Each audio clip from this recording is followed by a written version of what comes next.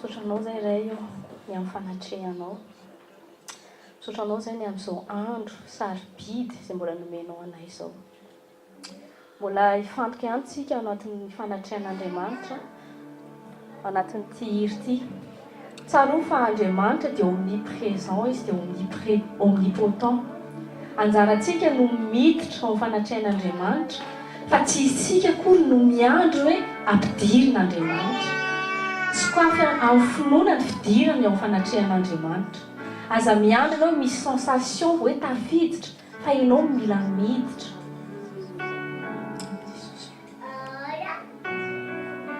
Fantokontsika Jesosy ny fatoantsika eto eto amin'ny fanatrehan'Andriamanitra. Tout près de toi, j'oublie tout ce qui m'entoure. Je sens ta présence, je goûte à ta bonté. Tu m'as pas rejeté. Je viens m'asseoir à tes pieds, tout près de toi, et j'oublie tout ce qui m'entoure. Je sens ta présence, je goûte à ta bonté, car tu m'as pas rejeté. Ce qui est en moi ne veut que ta gloire. Ce qui est en moi t'adore. Ce qui est en moi ne veut que ta gloire. Ce qui est en moi t'adore.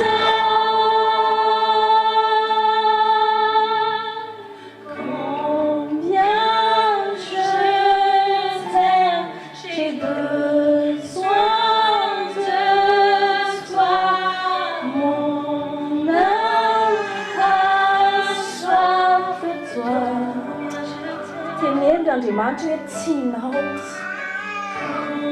Aseho an'Andriamanitra ny fitiavanao anazy. J'ai besoin de toi, mon âme a soif de toi. Je viens m'asseoir à tes pieds, tout près de toi. J'oublie tout ce qui m'entoure. Je sens ta présence, je goûte à ta bonté, et tu m'as pas rejeté. Adinoy daholo ny zavatra rehetra rehefa tao amin'ny fanatrehan'Andriamanitra. Adinoy ny olanao, adinoy izay zavatra mazevatra rehetra fa mifantsoa ianao eo amin'ny fanatrehan'Andriamanitra. Fantsoa ianao amin'ny Jesosy. Ne veut que ta gloire, ce qui est en moi t'adore. Combien je t'aime, j'ai besoin de toi. Mon âme a soif de toi.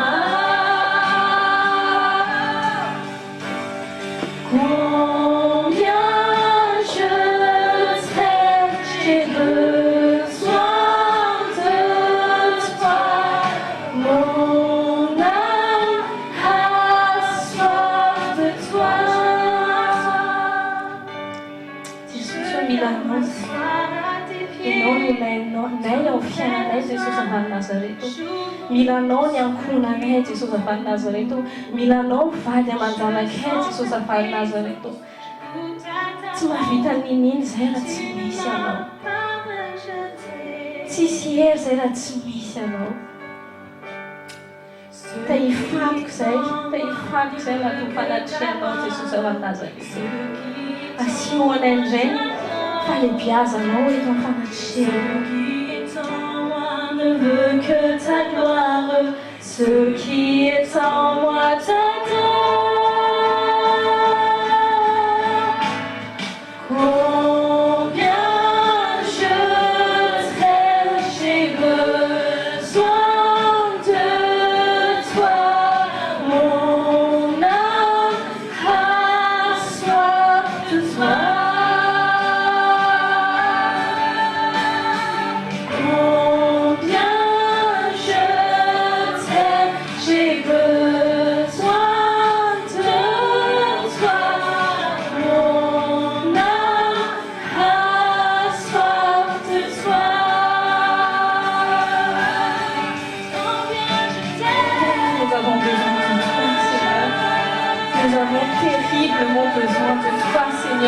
notre vie. Seigneur, nous sommes fatigués, nous sommes chargés, Seigneur, de nombreux fardeaux. Et nous venons, Seigneur, dans ta présence pour déposer tous nos fardeaux aujourd'hui, Seigneur. Seigneur, nous avons besoin que tu restaures notre âme. Seigneur, nous avons besoin que tu nous attires encore plus près de toi, Seigneur.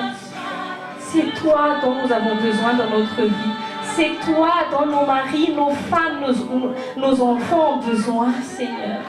Nous crions à toi, Seigneur, aujourd'hui dans ta présence. Combien nous avons besoin de toi, Seigneur. Rends-nous encore, Seigneur, plus amoureux de toi aujourd'hui. Nous voulons oublier toutes les choses qui nous entourent, Seigneur, afin que nous puissions nous focaliser sur toi, sur ta présence. Parce que dans ta présence, tu fais déverser ton amour. Dans ta présence, il y a la paix. Dans ta présence, il y a la joie. Dans ta présence, il y a tout ce dont nous avons besoin, Seigneur. Nous voulons venir à la source, Seigneur, auprès de toi, notre bon berger. Nous venons nous ressourcer dans ta présence. Nous venons, Seigneur, afin que tu puisses renouveler nos forces. Nous avons été, Seigneur, fatigués pendant cette semaine. Parfois, Seigneur, dans nos soucis, dans notre quotidien, nous avons omis, Seigneur, de nous ressourcer dans ta présence. Pardonne-nous, Seigneur. Pardonne-nous, Seigneur, pour les nombreuses fois où nous sommes tombés dans les inquiétudes, dans les soucis de ce siècle, dans les murmures, Seigneur Jésus. Alors que dans ta présence, nous avons tout, Seigneur. Aujourd'hui, par ta grâce, encore, tu nous as appelés à toi. Aujourd'hui, Seigneur, nous venons nous reposer dans les verts pâturages. Conduis-nous, Seigneur, aujourd'hui, auprès des eaux paisibles. Conduis notre âme, Seigneur, auprès de tes eaux paisibles aujourd'hui. Remplis nos cœurs, Seigneur. Remplis-nous aujourd'hui, Seigneur Jésus. Remplis-nous dans ta présence, Seigneur. Nous voulons goûter à ta présence. Nous voulons te toucher, Seigneur, aujourd'hui. Parle-nous aujourd'hui à travers ta parole, Seigneur Dieu Tout-Puissant. Restaure notre âme, Seigneur Dieu Tout-Puissant. Merci pour ta présence. Merci, Saint-Esprit. Merci d'être là, Saint-Esprit. Merci de ne nous avoir pas rejetés, Seigneur Jésus. Toi qui as été abandonné à la croix par le Père, afin que nous soyons plus abandonnés, afin que nous ne soyons plus orphelins. Au nom de Jésus, Amen. Avakampe Jactique. Tenez-nous akaikinao hoe faly mahitanao androany. Amen. Betsaka mety sy nisakana ny Satana tsy ho tonga eto amin'ny fanatrihan'Andriamanitra nefa ny ianao tonga eto. Saor'Andriamanitra amin'izay zavatra lehibe izay fotsiny. Na izay fotsiny ary dia efa misy fandreseny. Teneny akaikinao efa mahita ny fandresenao sahady ary. Satria na hoe tsy vitan'ny Satana hoe namingana anao, nanakana anao tsy ho tonga eto. Amen. Zay dia efa kivy Satana tena tsy vitako indray. Nanakamokamo aty tao mpandriana tao na tsy vitako indray ny kôtikôty antinanao zavatra fa tena zay ozy izy dia efa resy fa efa resy sady Satana. Amen. Tsarovy tsara fa be da be ny olona ohatran'ny hoe manambany ny sekoly tokantrano. Tena matetika ny olona dia le hoe tahenany hoe tahiny ianao, misy era ao anatinao. Fa rehefa sekoly tokantrano manko matetika dia fanamboarana ny toetra ny tena hita ao. Ao anatin'ny sekoly tokantrano tsika ny tena mianatra amin'ny hoe fanehoana izany hoe fruit de l'esprit. Dia misy taona ny olona kamokamo mifidifidy sekoly taty milina zao mitory an'ilay toe-ponky tsy mety indray. Tena loka an'ilay sekoly guérison ireny hoe za manasitrana, na le sekoly fitahiana ireny hoe za tahina. Fa zao tsarovy tsara Jesosy nefa niteny hoe nafatarana ozy izy, nafatarana antsika kristiana dia tadidio tsara fa ny fruit. Ka ao anatin'ny tokantrano no tena ahitana vrai personnalité atsika. Tsy eto amintsika mipetraka eto tsy rehefa eo paster, tsy rehefa eo taty mirindra, tsy eo paster onjy, fa any tokantrano any amin'ny tsy tamaso tsy tany assemblée any no tena ahitana personne anareo. Dia zao nefa tadidio tsara Jesosy no mahita anareo. Misy taona ny olona mehbe mihitsy ohatra ny hoe menatra be fa tamin'ny pastera misy tao zao le ohatra hoe taloha reny ohatra tamin'le jentlisa reny dia hoe raha ohatra hoe ka hoe sendra tamin'ny pastera ohatra ny boîte de nuit sisina boîte dia menatra be dia ndraindray nefany a tsy tonga saina mihitsy ny olona menatra masina olona tsarovy tsara fa pastera na mpiavy na tsy haiko olona reny ahoana tsika mahavita menatra masin'olona fa tsy tonga saintsika masin'Andriamanitra nge en permanence eo amintsika ka tsika manino tsika mahavita ohatra ny tsy tsika hita amin'ny pastera zao raha nanao an'izao fa manino tsy hoe kay za zao hitan'Andriamanitra fa nanao an'izao dia misy tao tsika le toetra miafina reny le afenipeny reny any tokantrano ny tena hita ao tsika ny tena mampiseho matsizy atsika rangahy ny tena mahita raha toetra raha matoa manakirankiranao fa rehefa le am-piangonana izy oui pasteur anna zange pasteur anna pasteur za pasteur tona bavaka mivadiko mihitsy nefa nikarenao rehefa tokantrano any ianao no tena makivy mivadinao indrindrana dia ohatr'izany koa tsy haiko mety ankizy tsika eto indray mipetraka tsara obéissant tsara fa rehefa ny tokantrano any kay menimenina ny neny menimenina ny dada fa rehefa ny pasteur oui pasteur ahoana fa ty mirindra andao ataoko ty dia izay nefa le mila amboariny tsarovy tsara fa Andriamanitra tsy tia resaka hypocrisie mihitsy izay ny dika amin'ny pharisien raha tianareo fantatra hypocrite ozy izy Jesosy rehefa teritra amin'ny pharisien ozy izy hypocrite ozy izy tsika tsarovy tsara fa ny fijerevan'Andriamanitra tsika tsy tsika mipetraka ambony sezy io tsy ngeto tsy hita toetra na za mitory eto nga hita ny fijerevan'Andriamanitra tsy za mitory fa za fiainako au quotidien ao atokantranoko dia tsarovy tsara fa ny fruit rehefa teneniko atsika foana fruit de l'esprit dia ao anatin'ny qualité de relation ananatsika manodidina atsika raha tianao bilan tsika momba ny toe-pontsika tianao bilan tsika momba ny hoe manifestation fruit de l'esprit dia jereo ny qualité de relation anananao ao tokantrano voalohany indrindra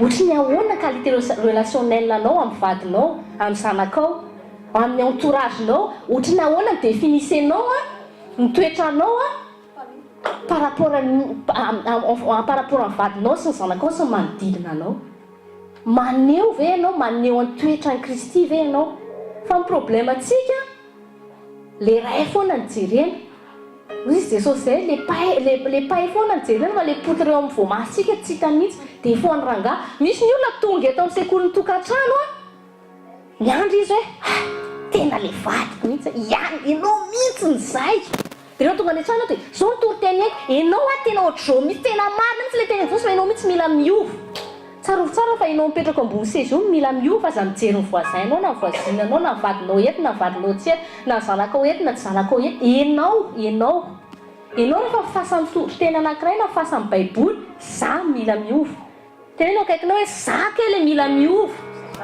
za le mila amboarina fa ny problème anao raisinao le teny tianao anamboarana ny hafa fa le teny nefa na mila mandalo aminao zay vao mipasany amin'ny hafa satria zay mahatonga ny Jesosy miteny ozy izy Jesosy hoe misy taontsika tena oui mahita ny défaut-ny hafa ilay teneny Jesosy hoe pay le izy fa ozy Jesosy hoe aza maika aloha izy fa jereo aloha hoe le zavatra tianao hitenenina ny hafa iny ve aloha vitanao corriger izy eo amin'ny tenanao matetika tsika tehitaraina foana ny avadytsika zao izy satria tsika rehefa miteny le côté négatif amin'ny olona hafa dia ohatrany hoe ndraindray tsika ohatra mihevitra ny tenatsika fa mampiakatra atsika le izy tsy mirendre meilleur atsika mihitsy miteny manaratsy ny hafa zay tatidio mihitsy fa natureny olombelona mevitra izy on oublie ses défauts quand il en parle plus des défauts des autres quand tu parles des défauts des autres ça n'arrange pas tes défauts à toi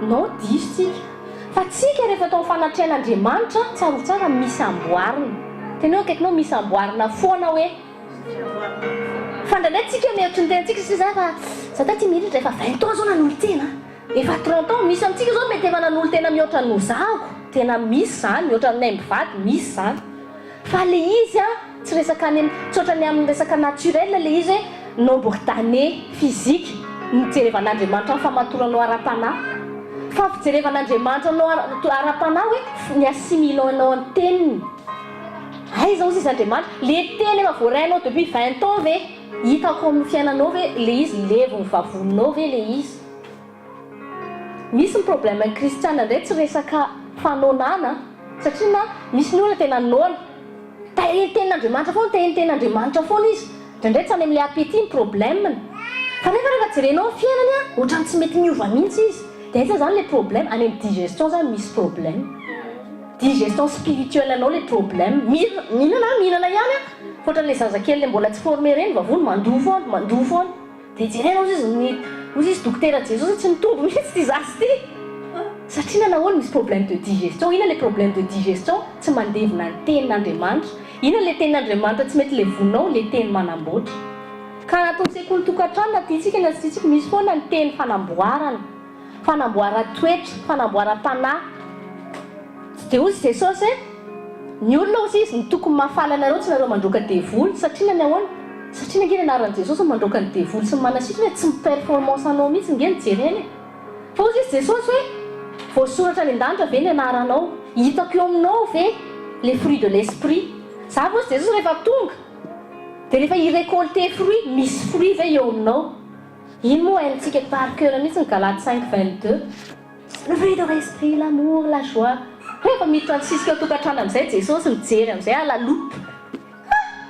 ty le nitatatata par cœur an'ity Galates 5:22 ty ozy jesosy inona ary ty aizy zay vo zata i vo sasa misy voa fa marta be soma be hoany jesosy le izy markivy ozy jesosy mijery any markivy be mihitsy mivomeny ty zanako anara ity ne sasa ndray tsy mety hovo etanareo le maniry kely tonga dia pourri dia aiza ho aiza amin'izay tsika ny ao anatiny rehefa ao anatin'ny toriteny a tsy natao hikritsika fa fanamboarana mahatonga le izy lasa raisitsika kritika satria na tsy levy mivavonao le izy nefa matola izy tonga any misofinao a dia midika fa misy mbola tsarotsarovo tsara miaraka amin'Andriamanitra perfectionnement foana na efa misy zavatra ohatrany efa hita eo aminao ary miamora mila mitombo zany miamora na dia efa hoe hita efa manana joie mbola tian'Andriamanitra fahazamahatsapatena mihitsy ianao non ça fait 20 ans que je suis chrétien za resana zany zao pasteur taty niazo ny tétacle le mandroaka devoly le mais eo aloha le onction fa zazy za efa non ato anaty ny fanamboarana voalohany tsarovy tsara fa tsika ny tempoly jerevy tsara ny fomba fanamboarana ny tempoly tamin'ny ancien testament dia le amboarin'Andriamanitra zao le ao anaty ao tahaka rehefa manana trano tsika na efa nafa hoe mipetraka toa ohatrany hoe misy zavatra tianao amboarina foana tsy mety anao vao misy nieta kely te hanadio te hanao rangement jesosy koa tsarovy tsara fa ile mitoetra izy ao anatytsika propriétaire izy mipetraka ka jesosy koa ndraindray misy taona mahita mifakifaky sy lotoloto ao anaty io tsy mahazo aina mihitsy mifanahy masina inona tony tsy manao ménage mihitsy misy poussière mila angalana suifeur mihitsy misy taona jesosy efa mamafany a fa manidina le poussière dia miverinao meuble ho antsika izay mpanao ménage ny a tena mandrera satria rehefa tonga ohatrany rehefa miditra avany eo dia taty mindra koa mba mero foyer rehefa atao fely vovoka meuble satria nahoana le poussière manidina dia avezo miverina dia ohatrany indraindray anao ohatrany crise be zany fa tsy dia nanao nin'inona fa en fait mila le système suifeur reny anao colle any amin'le suifeur le vovoka dia tsy miverina eo tsony dia anao koa misy taona mila manana an'izay hoe désirna perfectionnement zay tsy mitady ianao hanovany hafa ianao za mihevitra mihitsy afaka manamboatra ny vadinao na zanako fanahy masina any afaka manamboatra fa ianao aloha ekenao ve fanahy masina manamboatra ao anatinao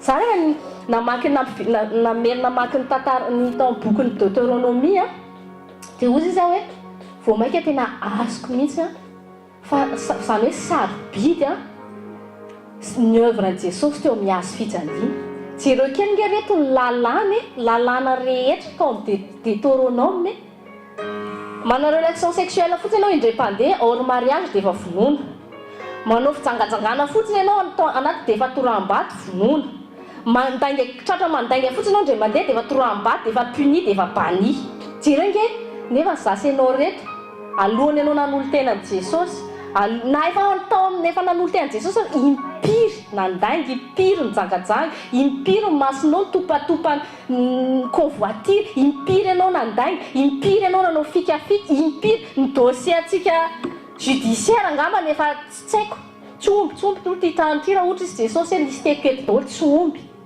dia nefa tanatin'ny boky ny lalàna indray mandeha fotsiny ianao a ny désobéiran'ireo 10 commandement reo dia efa tsisy famindram-po fa ozy izy Jesosy misaotra anao ny amin'ny hazo fijaliana Nazary a récupérenao nefa ny raha lisy tena ny zavatra rehetra nataoko tsy mendrika manatokantrano akory aho, tsy mendrika manambady aho, tsy mendrika nananjanaka. Ao anaty boky lalàna vao misy vehivavy anankiray fotsiny mijangajanga dia misy an'izany hoe tonga dia voaozina stérile. Zao nefa ny ankehitriny ny olona anankiray misy fotoana alohan'ny tonga amin'i Jesosy efa nana partenaire firy izy, efa niara-natory tamin'ny olona firy izy, fa nefa noho ny grâce de Dieu nataon'Andriamanitra tsy nisy daholo izany zavatra rehetra izany dia amen'Andriamanitra fiainam-vaovao ka niazy fijaliana c'est un nouveau départ que Dieu te donne. Zay ny repentance. Rehefa misy olona anankiray bebaka tonga miazy fijaliana nataon'Andriamanitra ohatrany tsy nisy ireny zavatra rehetra ireny. Nefa ny tamin'ny Ancien Testament reto ny vatanao io fotsiny manota dia ny lalàna tsy afaka mamafa an'izay, tsy adinon'Andriamanitra ilay izy satria na tsisy an'izay sacrifice izay mamafa. Satria na ny raha amin'ny biby tsy mamafa fa manankina fotsiny.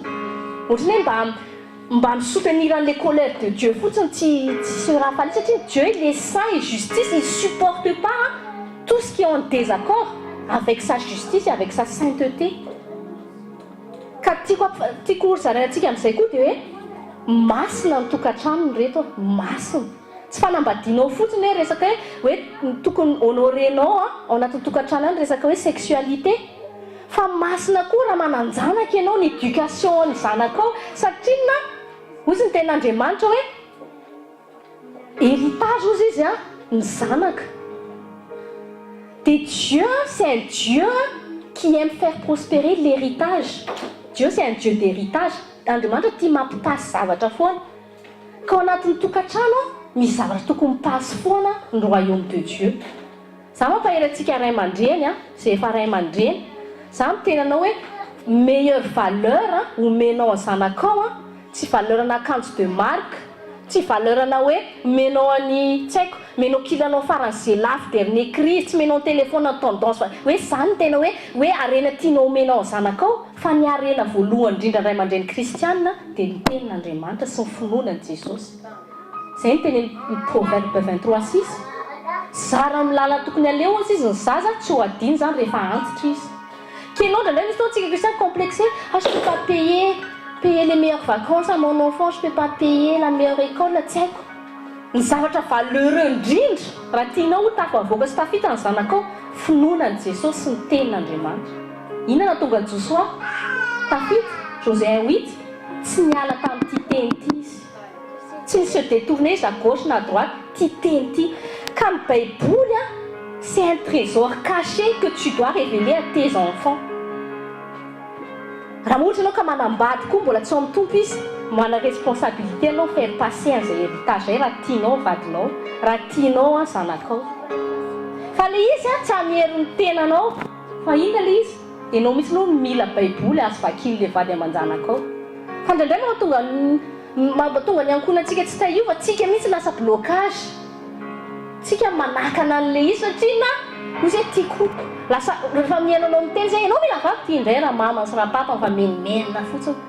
Sady ianao anatin'ilay ohatry ianao kizitina be ny miteny azy tsy tena Jesosy kizitina ve ozy izy ny tedaviko na tsy nanao kany le mirevirevy amin'ny namako ary fa mily tsika mihitsy no le tian'Andriamanitra amboarina, tsika le vitrine. Indray le vitrine atsika fe diditana dia tsy hitan'ny olona le zavatra ao anatiny ohatrany tsy matahiditra zany. Fa tsika mila mampiseho, mana responsabilité tsika maneho an'i Jesosy. Ka io aloha voalohany indrindra dia izay, aza mijery ny voisin-nao eto tsy natao hoe tena ihany izay. Eka anie fanay masina mba teny elo ihany. Misy fotsy ohatra dia eo dia mihevitra ny tenanao fa zany tsy zany mihitsy zany ozy izy ny mainty zay rehefa le mandidy ohatrany hoe non za efa mety non matoanao tonga eto tsy maintsy misy zavatra amboarina foana satria tsarovy tsara fa Jesosy no nazahoantsika ny sanctification sy ny hoe mahatonga antsika lasa parfait. Ny esprit atsika lasa parfait rehefa renouvelé satria notre esprit est un avec le Saint-Esprit. C'est notre esprit qui est parfait mais notre âme est à restaurer. Ka io le problème io ny amboarina. Ka ny tenin'Andriamanitra manamboatra. Ozy izy Jesosy il y a aussi à détruire. Ny teny aussi ça détruit, il y a des choses qui doivent être détruites au-dedans de toi. Il y a des choses qui doivent être arrachées au-dedans de toi. Mila accepter non satria tsy afaka manamboatra trano zany eo ambonina trano mbola tota na maolona ary ianao le trano tsy maintsy razena mihitsy aloha tsy maintsy aplanissena ny terrain zay hoe aplanissez ozy le chemin du Seigneur faut aplanir ao anatinao daholo zany travail zany miseho zany mahatonga antsika indray sotra mahatsara frustré misy combat zany satria c'est le combat entre l'esprit et l'âme le âme manko efa zatra ela be ny hevitry ny tena foe za maître nefa tsy ny âme mihitsy ny maître anao fa c'est ton esprit qui est le maître comme le mari est le maître de la femme fa non là je fais ce que je veux ozy izy le âme dia attristé zany fa si fais ce que dia inona mibona amin'ny topo atao dia eo ndray hoe fane masina mila aide indray ok fane masina rehefa manaiky ianao ke zangy efa manaiky foana manampy ianao fa rehefa tsy mila miaidika ianao fane masina dia bon je te laisse ka tsika mila manaiky amboary tena kaikireo maneke amboarina amen raisitsika amin'ny baibolitsika amin'ny Marc chapitre 15 verset 17 Marc chapitre 15 verset 17 fakina amin'ny anaran'i Jesosy. Ils le revêtirent de pourpre et posèrent sur sa tête une couronne d'épines qu'ils avaient tressée. Amen. Tamin'ny fotoana alohan'i Jesosy nombona tamin'ny nahazo fijaliana dia nisemoquer an'i Jesosy ny miaramila romanina teto. Dia ny moquerie nataony zareo anazy dia hoe ianao hoe ozy izy dia tena mpanjaka tokoa, ianao hoe tena mpanjaka ny jiosy tokoa, dia mezany zareo aiza koa misy mpanjaka tsisy couronne. Dia nanamboarany zareo couronne d'épines Jesosy dia natsatony teo amin'ny lohany. Tsaro tsara fa ny épine zany ça pique. Rehefa natsatoka teo amin'ny lohany Jesosy zany le épine dia naratry Jesosy, narary ny lohany.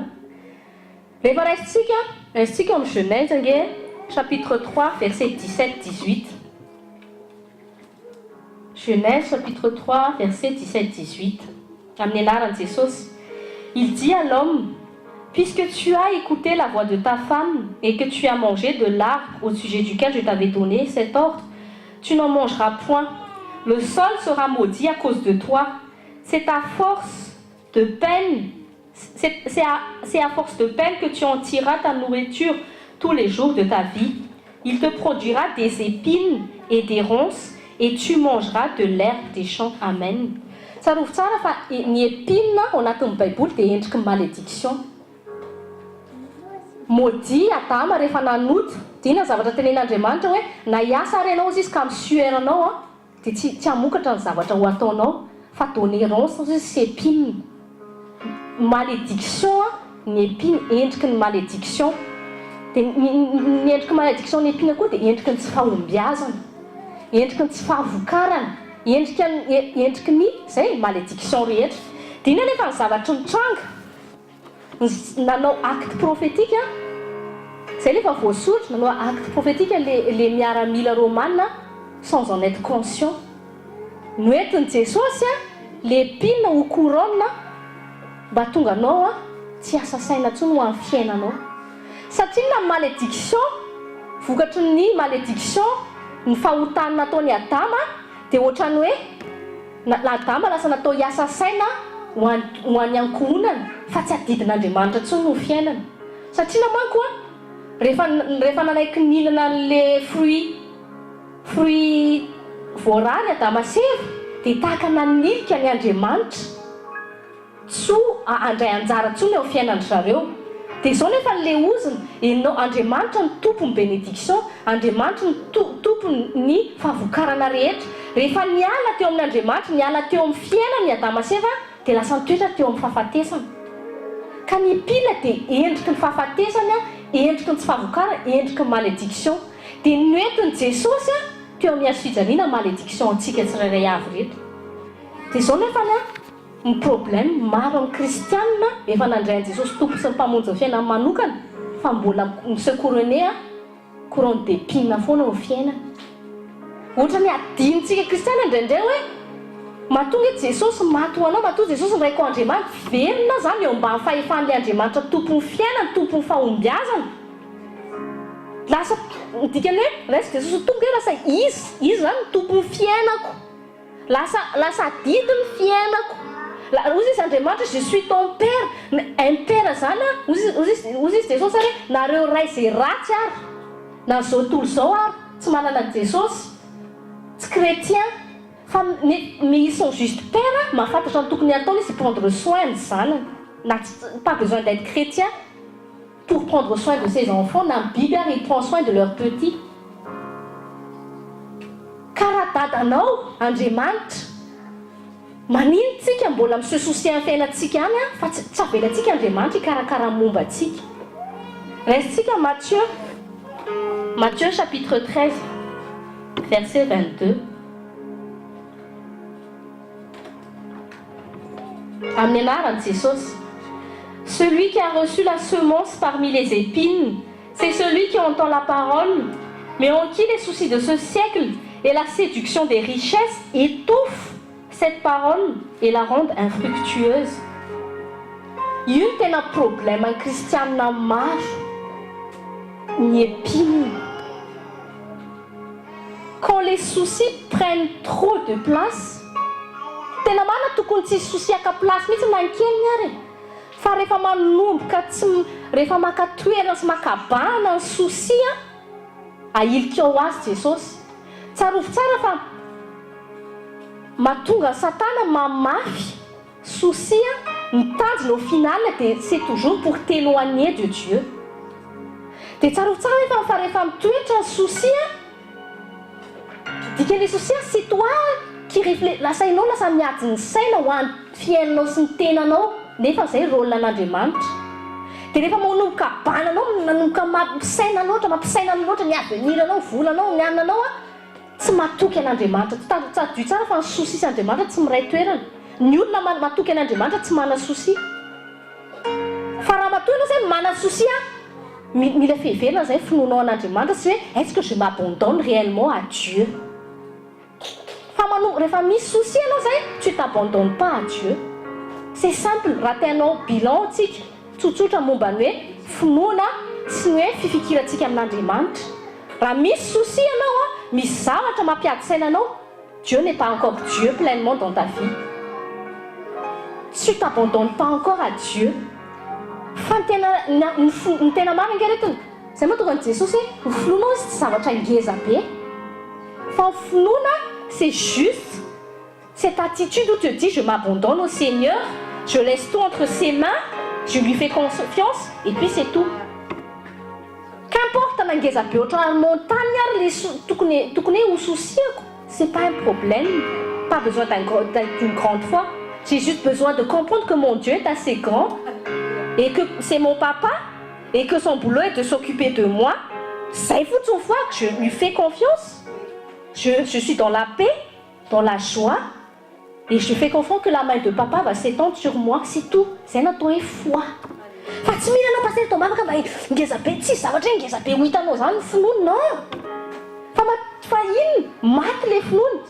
Jereo tanjona Satana manko misy ndray kristiana zany manana teny any zay ny tenenin'io fanoharana tenenin Jesosy io mandray teny ianao mandeha sekoly fa vao miala eto amin'ny sekoly ianao étouffé le teny de zany tonga fiainanao tsy fructueux mihitsy otrany satria nahoana vao mivoaka eto ianao de efa nisosianao indray lasa Andriamanitra ao de ahoana moa zany le tovoaka eto moa zany le crédit ohatrany de ahoana moa zany adiny daholo le teny manomboka averan'ny Satana indray tsy hitanao ohatranao nge misy le valopina crédit tsy hitanao zao fa mi-impôt zao fa mila déclarer na ahoana hitanareo zay ny souci de ce siècle reny manindra zao de ce siècle satria ce sont des choses que Satan introduit dans le système du monde.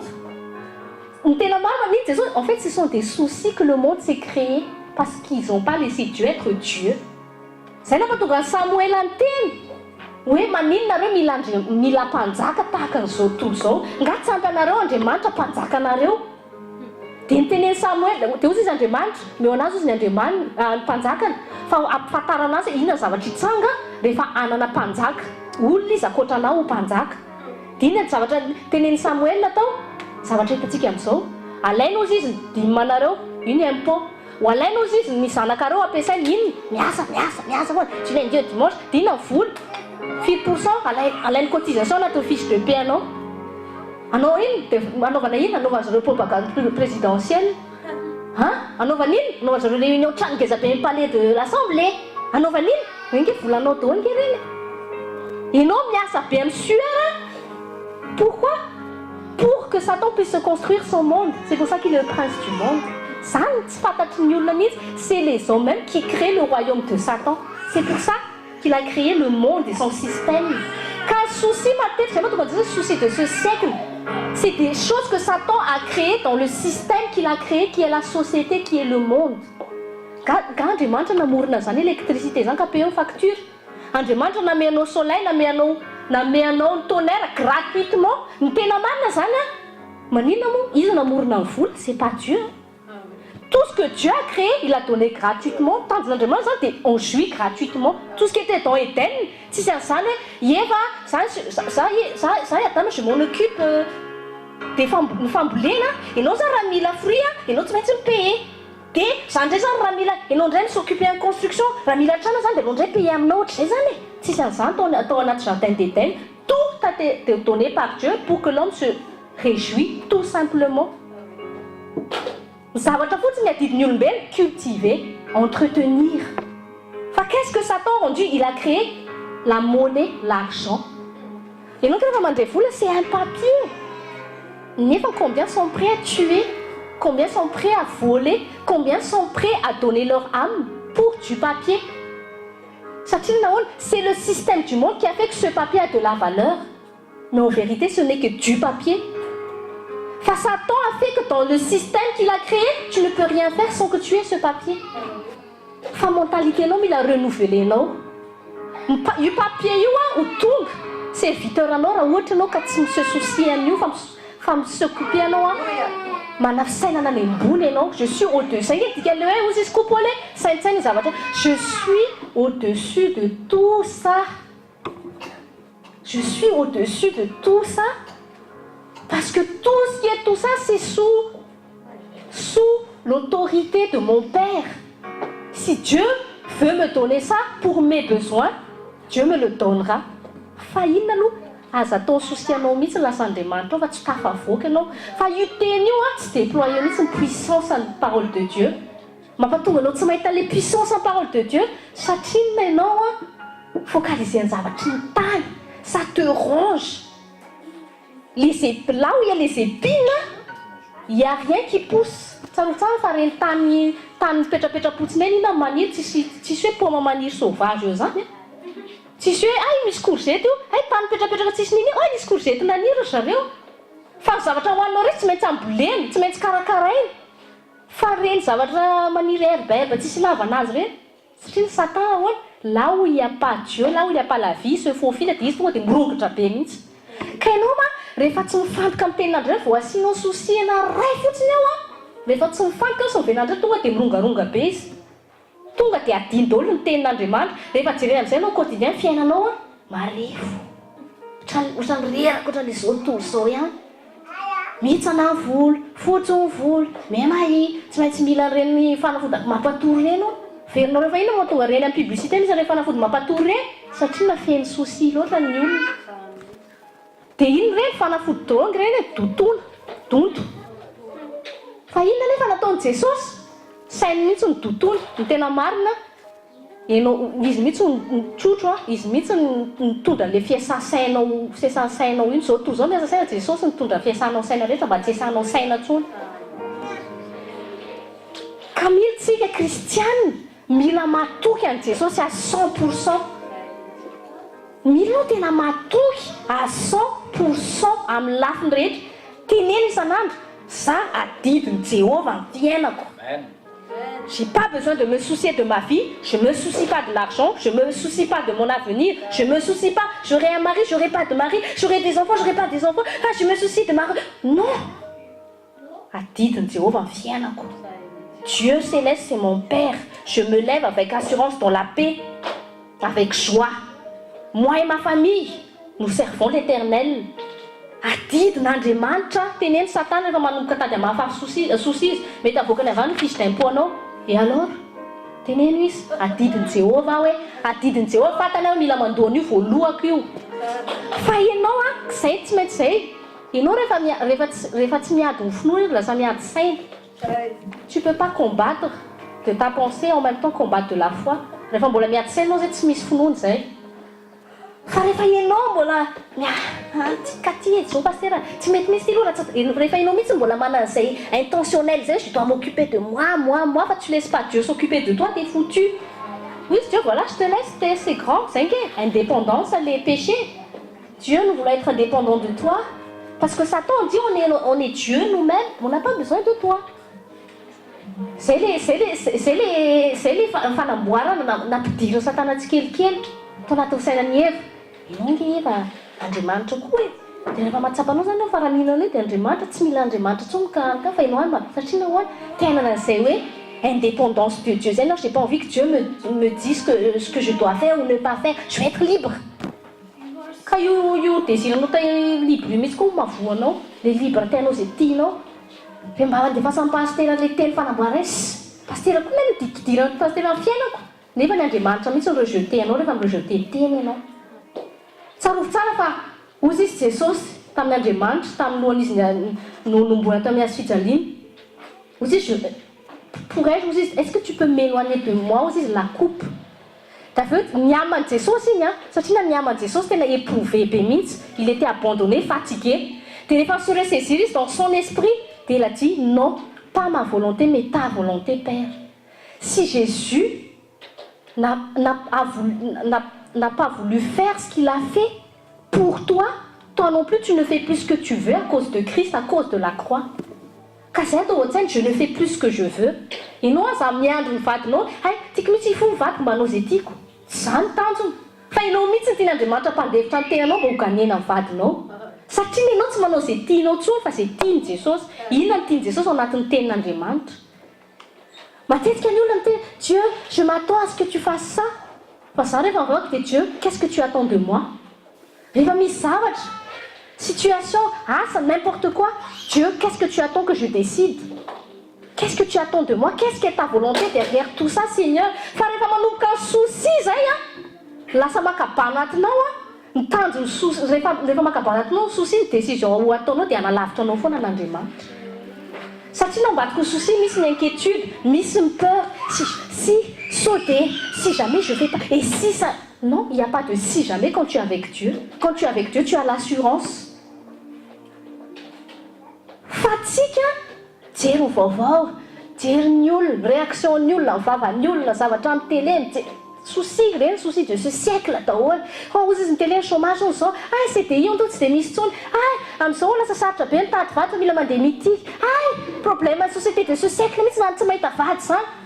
Des femmes indiennes, et non, on se demande, tu sais, dans notre siècle, tu sais, on ne trouve plus les maris ou les femmes au lycée, au travail, il faut aller sur Mythique. Je te dis, tu vas finir vieille fille, un vieux garçon, nanana. Souci, ça t'a créé rien. T'as mis un stalou, tu sais, ça, yo, va de l'eau, va de parce que tu as un problème, je fais ce que je veux. Laissez-moi faire le choix, Lou. Andas nous en nanti, andamanalis, les léontines, andas nous en nanti. T'as vu, après 10 divorces, 10 remariages, après Dieu t'aimait. Dieu, mais qu'est-ce que j'ai fait de si mal pour que je mérite ces mauvaises personnes dans la vie? T'es aussi Dieu, mais est-ce que tu m'as demandé mon avis, c'est les problèmes, c'est mais non, c'est le serpent. Non, c'est elle, c'est pas moi, c'est jamais nous. Face aux autres, on est toujours responsable nous-mêmes. Les autres ne sont jamais. Les autres ne sont jamais les freins pour ton avancement. Le seul frein pour ton avancement, c'est toi-même.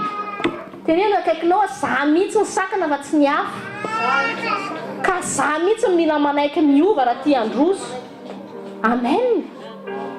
Et non mettre un destiné, non, arrête d'accuser les autres. Non. Dieu accorde sa grâce, Dieu ne fait pas de favoritisme. Tu t'appuies sur Dieu, il est né dans une famille où générationnellement il était programmé à ne pas réussir. Il était programmé à ne pas réussir. Depuis de génération en génération, c'était une famille de pauvres, famille de famille Sasy ianao rehefa mbola tamin'ny teraka teto amin'ity tany ity mba nanana ihany dada sy neny. teraka tany amin'ny hôpitaly ny akanjo tsara mbola vidiana reny téléphone dernier cri mipitsika ny dongodongo za aloha tsy adidiko mihitsy jesosy tena misaotra anao na amin'ny ray aman-dreko ny sacrifice eto aho vao tonga sain mila vidiana ty ato izy mila tsy ilainao kanina ny namako rehetra mananty dia tanana dernier cri dia le akanjo dernier cri ohatr' zany zao fa tsapako mihitsy ka hoe za dia mitena anareo izay mbola zanaka mihitsy mihaino tsara anareo ray aman-dreny Sendrai tsy hoe rehefa manaonao kory dadasine dia efa filambany mihitsy non misy dikany zany misy zavatra foana ka mba miandry koa tsika zany nga mba mihena fa za aloha tadidiko mihitsy dia midongy rehefa tsy mandeha neninay dia rehefa midongy elaela dia iny neninay dia tsy maintsy mandeha kely dia dao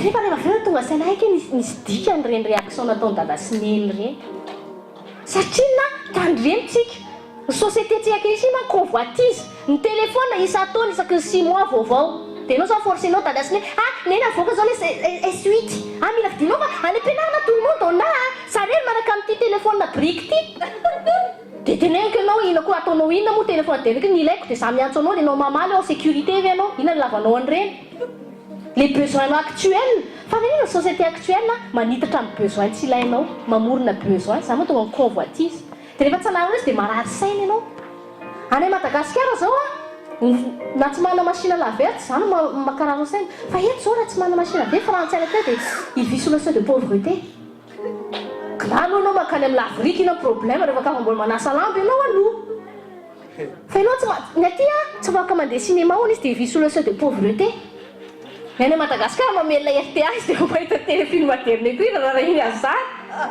fa hitanareo zay le souci de société amorony satana ianao souci rehefa tsy tafiditra anatin'izay cadre taquille société anao dia ohatrany hoe t'es vraiment le pire des cas zay nge le souci de ce siècle zao hoany en moyenne en France raha ohatra anao ka ménage tianao mba hoe dans ménage moyenne dia mba hoe mba migagner 3 000 € par ménage si tu as 2 enfants dia anao mazay le 1 500 € dia nefa n'Andriamanitra mahita fiainanao fa tu manques pas de nourriture tu manques pas d'habit t'as un foyer dia marary ny sainao za tsy anaty le 3 000 € souci be aminao zay nketry ahoana nampitombo an'ity 1 500 ty 3 000 azonareo le izy mitatra mihitsy dia tokantrano rehefa manomboka manapaka indray ny souci madama sarampsy tonga dia inao mila mitady hevitra mihitsy anao mitiasanao ty tady hevitra amin'izay tsy voaloha facture atsika zany tenanao ny kizy zao melehibe fianara za zao te-apitraneky zanako amin'ny privé dia ahoana dia eo rehefa ampiady noho nino noho ny souci ao mpandrina tsy mahavita manao bisotsony souci lasa makabany eo ambony le fandrina feno fandrina tsisy afaka mifankahita-tsony ny mpivady satria na séparen'le souci lasa tsy joie ho azy tsony rehefa manapaka ny souci tsy mijoira ny fiaina tsony satria na manapaka ny souci fa jerenareo nge reny 4 mieny Madagasikara reny izy ny tena tokony be souci miaraka amin'ny ranondeniny zany etsy kloty kely pipi inona fa mandadidady fa iny jerenao izy mitsikitsiky ianao anaty sasany le tômôbily anatin'le Mercedes dernier cri ketriketrina miditra anaty tômôbily tonga dia renao le atmosphère tena tsy milamina izany souci jerenao reaty boîte à gants tonga dia Xanax azonareo le izy za tsy ny tena koa ny kristiana atao ahandro zay mihitsy le izy dray manko misy mamady resaka koa non zay le izy fa le tsy anananao qualité de vie ao anatin'ny atmosphère divin satria na ianao mihitsy tsy mandray ny ten'Andriamanitra famarinana fomaromaraina tonga dia mazefatra souci seria dia ny souci manomboka amin'ny formaté amin'ny sainanao ino lasa manamboatra amin'ny sainanao ino lasa ino ny influence ny décision-nao fiainanao ray manontolo dia matetika rehefa souci manako ny fiainanao ometenao automatiquenao foana Andriamanitra tsy tonga priorité anao tsony Andriamanitra rehefa be souci ianao tsy manam-potoana ianao an'Andriamanitra dia aveo miteka Andriamanitra tu dois comprendre Dieu tu sais je dois payer les factures dia ozy izy Dieu mais je t'empêche pas de payer tes factures mais toi tu veux pas que je m'occupe de toi tu me fais pas confiance vera sa pasteur tena mba afaka azo azy dia izy herité amin'izay ao ny sekoly pasteur vange le mba afaka nazo asa azonareo le izy ka tia koa mila mifampitondram-bavaka tsy condamnena koa rehefa hoe tena tsy tiany Jesosy ny fianina iny fito-am-bavaka izy ianao koa nandalo tamin'izany koa tsy hoe ianao rery ny tena ianao mihitsy ny tena parfait eto azao teneny eo akaikinao soit ianao hoe miady ny finoana soit ianao miady saina Ka ao amin'ny Timothée chapitre 6 verset 12 Timothée dia efa niteneny Paul misafidiana ozy izy niadiny tsara dia niadiny finoana. Ianao tsy natao hiady amin'ny rangahy mba hampiova azy. Ianao tsy natao menomenina ny zanakao mba hampiova azy. Un Timothée 6:12 Ianao tsy kitakita ny aniny mba hampiditra azy amin'ny am-piangonana. Non, niadinao niadiny finoana. Amen. Fanontaniana mipetraka zany, mino ve anao aloha. Raha Jesosy zao miteny hoe minoa Jesosy tompo dia vonjena sy ny ankonanao. Aveo manomboka ozy izy Satana tsy miova ny vadinao, tsy miova ny zanakao. Tonga indray ilay souci. Manomboka miady amin'ny tenanao amin'izay ianao. Mbola mitsy ananana an'ity dia manomboka tsy matory ianao. Manomboka kizitina amin'izay ianao amin'ny rangahy, ny zanaka, kitakitainao. Ianao raha tentenao mila miditra am-piangonana. Menomenao na dia menomeninao. Tsy hita ihany ny vokatra. Ka satria ianao miady saina fa tsy miady ny finoana. Etofenao amin'ny souci sy amin'ny ianao zany rehefa le miezaka mihitsy ny tsy miezaka. Ianao raha mbola manasao miezaka tsy mbola misabandonné an'Andriamanitra ianao zay. Satria le miezaka c'est ta chair, c'est ton âme qui veut faire de ses forces. Fa l'abandon à Dieu c'est vraiment s'appuyer maka teny anankiray ianao ohatra hoe mbola tsy miova ny zanaka vadinao, ray sotsy le teny minoa ny Jesosy tompo. Iny velominao an-tsainao tahaka ny Josoa, je répète, minoa ny Jesosy tompo dia vonjena ankonanao. Ten'Andriamanitra zao miteny raha vehivavy ianao, tu peux gagner ton mari ozy izy, pas besoin que tu lui prêches. Satria ny kristiana tsy natao porteur de sermon, fa porteur de la parole de Dieu. Nous sommes porteurs de la parole, les gens veulent voir Dieu par notre manière de vivre et attitude. Amin'ny attitude anao ka afaka migagner vady aman-janaka ao, fa jereo aloha ny attitude anao. Ampiteny hoe fanemasy sehoana ohatra nahoana maro ny attitude ka mivady aman-janako. Za ve mbola mahatonga le sakany tsy ahitany anao le anao miafina atao anatiko. Miadinao any amin'ny fandoaliana, any ianao miady.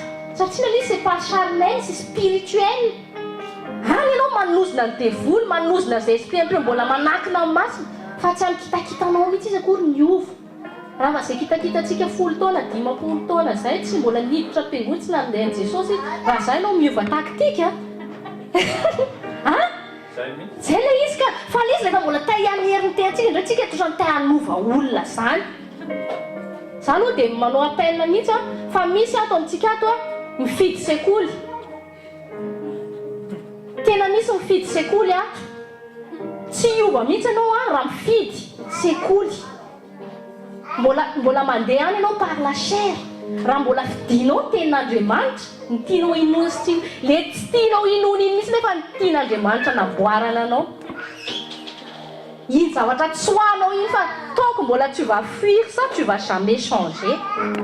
Ny tanjona nefa c'est de changer. Zay manko tonga amin'ny tenin'Andriamanitra version hafa ozy izy hoe répondez-vous en amin'ny acte 3. Dikany hoe répondez-vous, changez d'attitude. Ianao raha mbola mihevitra ny tena j'ai rien à changer mais je veux changer les autres. Tu es le plus en bas de l'échelle de tous les chrétiens devant Dieu. Fa ianao tonga tao amin'ny tenin'Andriamanitra amboary ndray, qu'est-ce qui a changé en moi? Inona ny tsy mety? Jesosy inona no mampatonga le tsy mety amin'ny taktikako mampatonga ny vadiko tsy miova, ny zanako tsy miova? Inona ny mila amboarina? Ka izy tsy amin'ny herin'ny teninao fa c'est la puissance de la parole que tu auras laissé travailler en toi. Si on est toujours pressé de travailler pour Dieu, c'est facile de prendre un micro et de dire ah, je veux pour Dieu, il y a un orgueil. Vous voyez pas qu'un micro est travailler au-dedans de toi. Ce que tu fais pour Dieu extérieurement ne va jamais remplacer l'œuvre de Christ qui est en toi d'abord. C'est moi qui ai dit, oui, ben oui, c'est moi qui t'ai donné ce pouvoir, mais est-ce que tu me donnes ce même pouvoir en toi, dans ton cœur, dans ta pensée? Ça m'a dit que ça m'a dit, tu me fais ma canette à 5 coups. Tu fais ma canette à page, je fais qu'elle me semble, 5000 la fait une paire, mais la deuxième page, ça c'est important, ça. Applaudissement humain, ça, fa au-dedans de toi. Atraiza fanekенao ny ten'Andriamanitra miasa ao anatinao io. Fa raha mbola le hita ity ivelany mahafinaritra anao hitan'ny olona zany tena bon chrétienne. Le ianao miakatra micro etsy dia 1000 j'aime za vao mitory amin'ny Facebook. Na anisan'ny ao Facebook tsy ampy tsao anaova ny sasany j'aime. Vous dites, Dieu, moi, j'aime pas. Kasay, matetika raha mandeha SMS anareo dia mampananatra anareo zay foana satria mifanay masina miteny anazy zay foana. Oui, on vit dans un monde où l'image joue beaucoup, miaraka amin'ny réseaux sociaux, où on devient célèbre facilement par les réseaux sociaux. Tsy haiko tsony Instagram, ny Snapchat, tsy haiko Facebook, Twitter, tsy haiko misy daholo serasera, tsy haiko. Il y en a trop. Ianao mba miserasera amin'Andriamanitra, ianao miserasera mifanay masina ianao io. Teneno eo akaikinao ka, ianao mba miserasera mifanay masina matetika hoe hein? Misy ny olona en Facebook, izy mahavita 5 heures par jour Facebook. Akina daholo j'aime. Ah aussi c'est accéléré, j'aime tes yeux. Ianao hoe mba j'aime la parole de Dieu. Za aloha tsoriko, anao tonga dia tenenao taza malahelo nareo na tsy dia mahita j'aime taty mirindra. Za tsy na rehefa makoa tonga dia mameslena dia misy taona miala. Fa tsy dia misy hoe pasteur za manao j'aime taty mirindra tena tsy manao j'aime ana. Ah tsy zay tsy j'aime pas mihitsy nareo fa za saiko tiako focaliser amin'Andriamanitra dia sady tsy tiako saiko raha saina mahita ny olona hafa hoe ienako ary tony misy akidy mihitsy ndray chrétien. Ah là là, bon Jésus. Alors tondraba dia zay tsy hijanonao kely. Zay ma tonga pasteur satria tandremo zavatra jerena ienona, focalise toi sur Dieu. Raha mbola tsy vitanao maîtriser ny sainanao zao fonao za mitenao dia miala amin'ny réseaux sociaux reny. Raha c'est pas pour la gloire de Dieu que tu vas, dégage de là, je te dis. Sinon, c'est toi qui vas dégager de la présence de Dieu. Fa tsy mana maturité spirituelle no aza makao. Misy marary saina hoe le tsy nataony anao aho ny sariko. Rehefa misy nge olona mavita manangana ministère à cause de la popularité de Facebook. Satria izy navita manangana teo Facebook dia hoe tiens je me dis je vais manangana ministère maintenant je suis pasteur. Et d'où tu es pasteur? Parce que Facebook m'a moi, on vit vraiment dans une société où tout peut aller vite comme ça, sans l'intervention divine. Moi, je te dis, fais attention. Ce sont que des instruments tandrem. Ohatsika zay remarqué miaraka hoe anisan'ny alatsika zao, zay zao tsy dia hoe miankina be amin'ny publicité Facebook tsony amin'ny resaka hoe taloha tsika isan-kerinandro ohatrany hoe mandeha hoe tongava c'est compte. Fa zao rehefa ohatsy fa le masina il y a un temps pour tous izy il faut tu apprends aussi à t'abandonner sur moi parce que moi je peux amener les gens surnaturellement, spirituellement. Tu dois me faire confiance moi. Rien support rien. Be samnazy misy zay vavolombela voakasika am'ireny. Mais ne t'appuie pas sur ça, ne t'appuie pas sur l'argent, ne fabrique pas. On fabrique pas un ministère, on fabrique rien, c'est Dieu. La construction ça commence dans notre cœur. Fatafavoanao amin'io amin'ny resaka professionnel. Accepte Dieu, ouvre en toi, il va t'amener d'échelon en échelon. Mais c'est pas à toi de le fabriquer. C'est pas à toi, c'est la réputation, la célébrité, c'est pas pareil. C'est le Saint-Esprit qui va te faire connaître aux gens. La célébrité, c'est l'homme qui le fabrique. Tu te fabriques pour que les gens t'aiment, pour qu'ils te connaissent, pour que tu prennes de l'ampleur. Ça, la célébrité du monde réel. Ça c'est fabrication, c'est pas une réputation, c'est une fabrication industrielle du monde. Il y a des gens qui fabriquent des églises industrielles. C'est le Saint-Esprit qui est le chef de chantier, qui est le constructeur, qui est tout. Un ticket, deux tickets, un brique, trois briquettes, squares.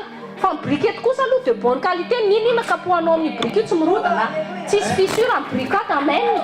Misy brique efa milina fa vao 300 David kely amin'ilay vadika ireo tonga dia tsy mila tremblement de terre échelle 2 akory dia efa mirodana. Fa ny eto de bonne qualité ny eto. Jerena tsara nge, jerena tsara fiverena ny société ata hiverina amin'ny zavatra artisanal, amin'ny zavatra bio. Pourquoi le bio c'est plus cher? Parce qu'une vache met plus de temps à produire du lait biologiquement qu'industriellement.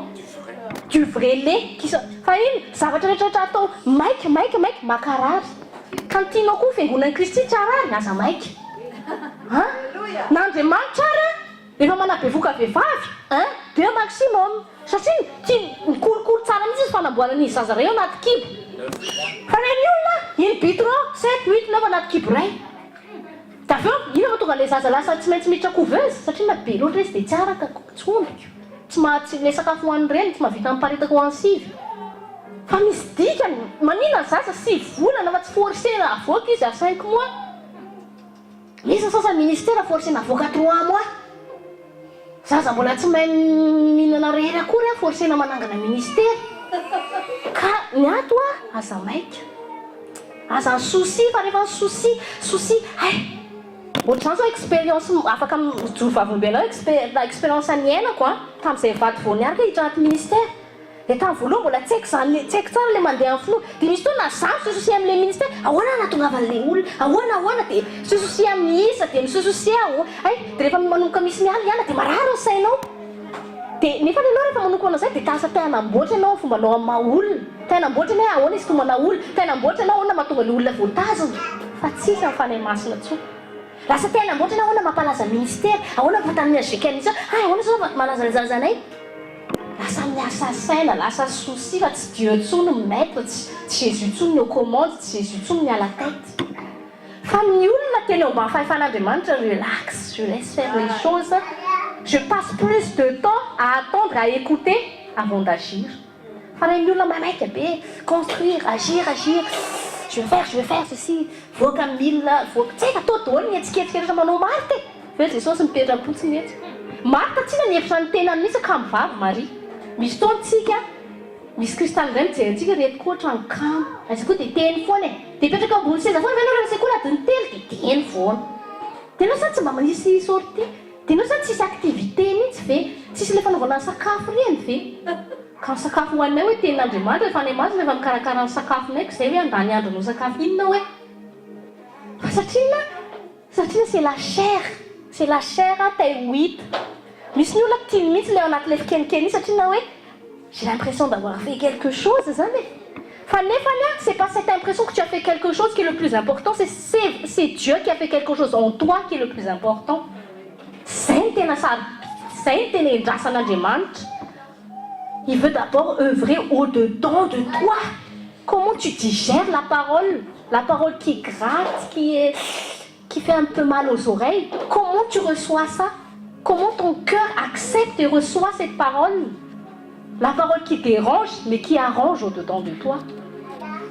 Karaha tsisy raha ohatra ianao ka tsy mifantoka amin'ny tenin'Andriamanitra, tonga ianao dia tena tsunami de souci. Tena tsoroko izy tonga dia tsunami de souci. Zaho taloha tena tsoroko e, niaza saina taloha, nisaky saina daholo.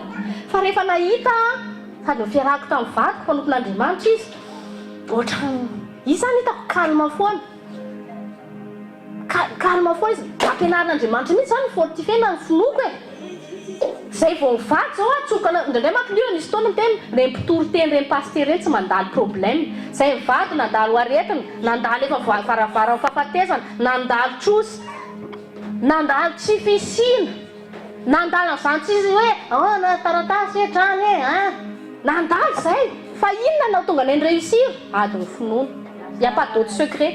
Manaiky mametraka amin'ny Jesosy ny fanjakany voalohany lisitra manaraka ny zavatra rehetra. Za no tadiky tsara bevoka ny esterahako. Petraka tao anaty studio étudiant anay sy pasteur nony zay tamin'izay zay telo bevoka. Nomboka ny avahirana zay souci trano. Dia menimena vady koa na berso tsisy asina an'ity toerana ity trano. Ahoana trano ohatra zay foana. Dia tsy taitra mihitsy. Tsy mihetsika mihitsy. Ozy izy avy io aza taitra. Mezaka manao zay anao nomboka miasa amin'ny saina amin'izay. Tao any agence. Foita ny agence ny fiche de paie anao ozy izy le agence 200 € ny trano. Ohatranina 200 € zakanareo tsy possible. Tsy maintsy 3 fois loyer. Wa. Zay zany le système du monde. Zay le souci de ce siècle. E avy eo hitako hoe mivadika ohatrany tsy taitra. Vao koa rangahy zany mba any amin'ny Jesosy moa zany mba hito ndraiky ohatrany marary be saiko hoe dia afa-jaza eto faly. Tanao zay le souci. Ny souci miditra ny souci iray dia mianzo générer souci iray. Farany tonga ny amin'ny aretina, farany tonga famozapo, za ma tonga ny AVC, za ma patonga satria ndraindray vadinao tsy miova makarary, ndraindray vadinao ny fotoanao souci. Vadinao tokony bénédiction anao, le vadinao matory akaikinao mijery azy anao dia lasa souci anao izy. Aiza moa anao natory en paix. Nefa nisy tokony sasandray mijery mpandrina izy hoe tsisy vady dia souci. Satria navidany eo akaiky mpandrina. Hitanareo souci. Jery anazy anao le toetra ratsiny foana souci anao. Fa manina anao raha mba jerinao za manambady. vaky mba mahavita an'izao mba jerevana amin'ny zavatra mba hainy sy mba fataony fa tsy ary ny qualité jerena ataoko hoe tsy maintsy misy na dia qualité ray ary mandaina anao rehefa mbola tsy manangatanao aminao tsy mandaka anao izy tsy mamona anao mbola tapa des bleus glorifie toujours Dieu zakanao io azonao zany satria nanahoana personne ne devait être insupportable pour nous. Pourquoi? La parole de Dieu dit supportez-vous les uns les autres. Pourquoi? C'est le Saint-Esprit qui nous donne la capacité. Alors arrête de te plaindre de monsieur, de madame, du petit, de la petite. Kasange pasteur tsavakam tokane. Fa ono sy pasteur. Ka za ohatra menena foana zany, menena va tam pasteur tsy manana. Tsy possible zany. Tsy possible zany fa ianao mihitsy. Satria na ianao tsy mifantoka amin'ilay ao anatinao fa mifantoka amin'ny ivelany dia lasa souci supportenao. Les soucis supportenao. Jésus miteny déchargez ty amiko moi je t'amène dans les eaux paisibles. Rehefa jerena nalopo zany ao anatinao tokony eau paisible foana dia vers pâturage. Iny ny entretien avao fa rehefa fort intérieurement ianao extérieurement rien ne peut t'atteindre. C'est ton intérieur qui va changer, transformer ce qui est l'extérieur. Enfin, si tu ne fabriques pas ton extérieur par tes moyens humains, tu ne sais pas t'arranger ton mari, ouais. Mais tu as chrétien coucou, ça va voir quel loup fait quand même. Na ouais, tu sais que les tickets, c'est tu fabriquer les bâtiments. T'es seulement irrité, tu sais le fruit de l'amour est pas ça irrité, non, c'est ça n'a pas ça, t'es magnifique, like les naténèques. C'est une autre anamboatra azy tena dia kisidina sorosorena alohan'ny atolany tokony mba bisobiso sosianao izy dia atao ianao dia efa masevatra ny lohanao foanao maraina normal mbola 2 fois plus avy indray anao mijerina azy dia mifampitsikitsikinareo roa indray ny sosi mbola eto kaikety any dia nefany misy zany tena mampalahelo fa tsamitsika zany misy ohatrany hoe mitaraina amin'ilay vatany dia matapaka ilay vatany izy avy eo mitomany izy ihany. Dia nanena tahak'izay ihany niaritra ny toetra ratsy izy velona tsy izay izy maty ka io izy loha efa izy Jesosy akory tsy miforce anao efa dio Jesosy tsy miforce anao hoe misy koa te fabriquer zaza tsy hoe m'existe un bébé éprouvé dia afaka fabriquer koa personnalité any ty koa appel ataoko an'ny ray aman-dreny misy tontsika ray aman-dreny on veut fabriquer nos enfants comme on le veut ny rôle ny ray aman-dreny dia manosika an'ilay zaza idévelopper an'ilay dépôt nataon'Andriamanitra propre ao anatiny misy zavatra manokana amboana fa il faut pas les fabriquer on fait pas des enfants pour qu'ils vivent nos propres rêves.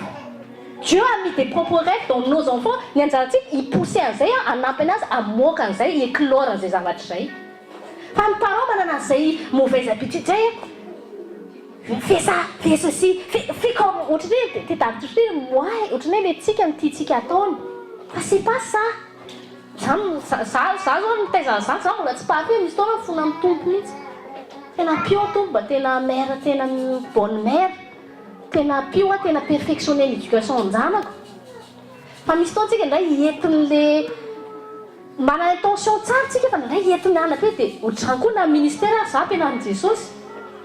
Les gens ont leur propre personnalité. Je ne suis pas là pour... C'est ce pasteur là, si toi, il détruit la personnalité en arrière. M'tendre là, ça nos petits Thomas, petits Mirindres, petits Wounds.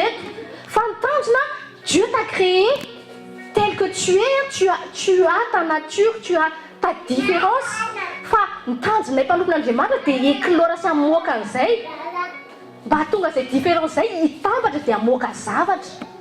Fa ndraitsika manana an'izay tendance forcetsika izay be ohatrika dia meneo tsy nanao izao izy dia nananany azonareo le fa ianao mila mihaino fanemasa dia mila eto ny fanemasa aza eto ny fiatanim-po zany fa rehefa ny souci manko mamety dia zay moa tonga le empressement presser les soucis zay oppression les soucis commencent à te presser à agir za moa tonga ny lasa mangalatra oppresser les têtes izy les têtes font la différence à ta note va voler il n'y a pas d'autre solution que voler pour que tu puisses payer ta dette et même quand tu vas dans l'avion comment il va faire pour payer la dette devant Dieu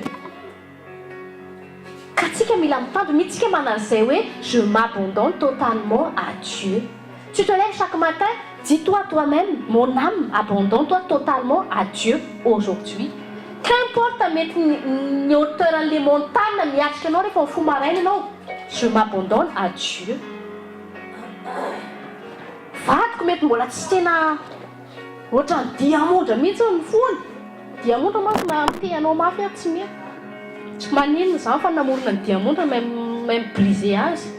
Ka zay aza mifantoka ianao any amin'ilay zavatra hita maso.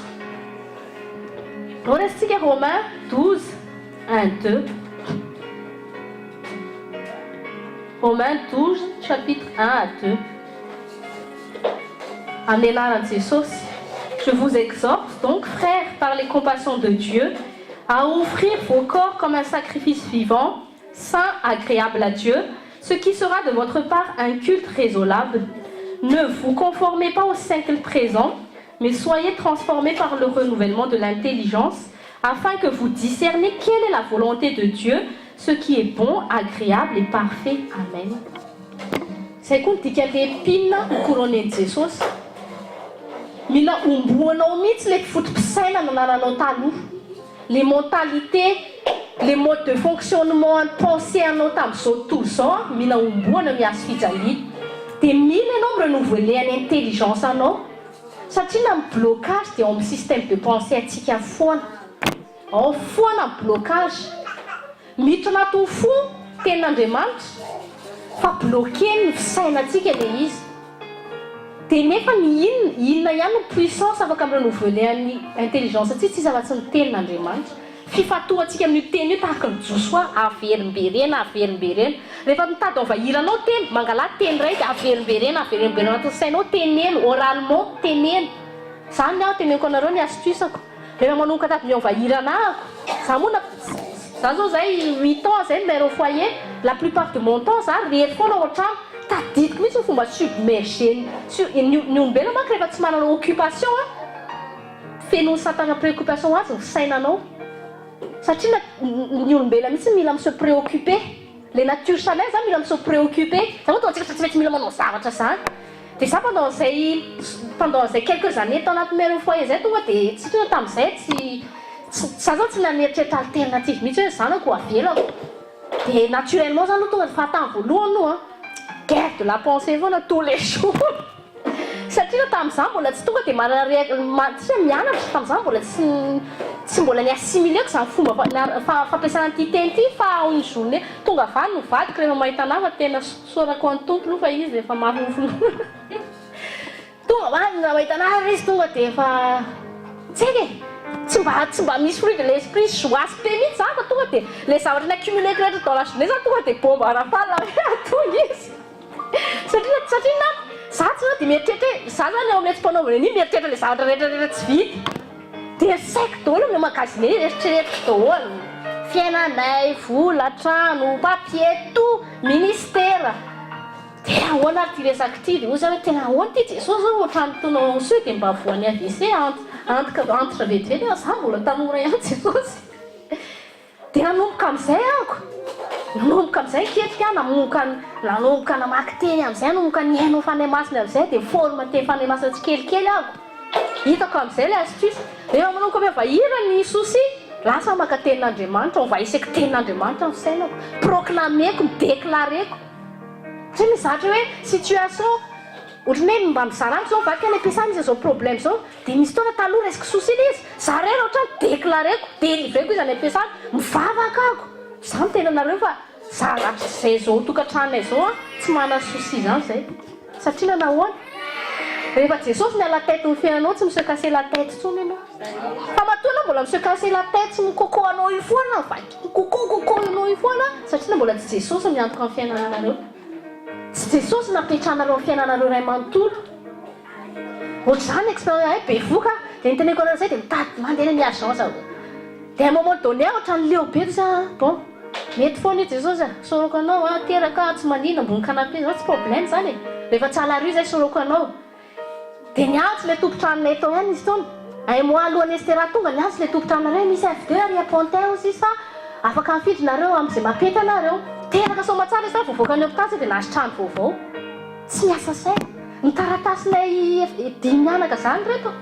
Tsy mbola miasa saina nandeha ho azy amin'ny fotoana ilavan'Andriamanitra azy foana.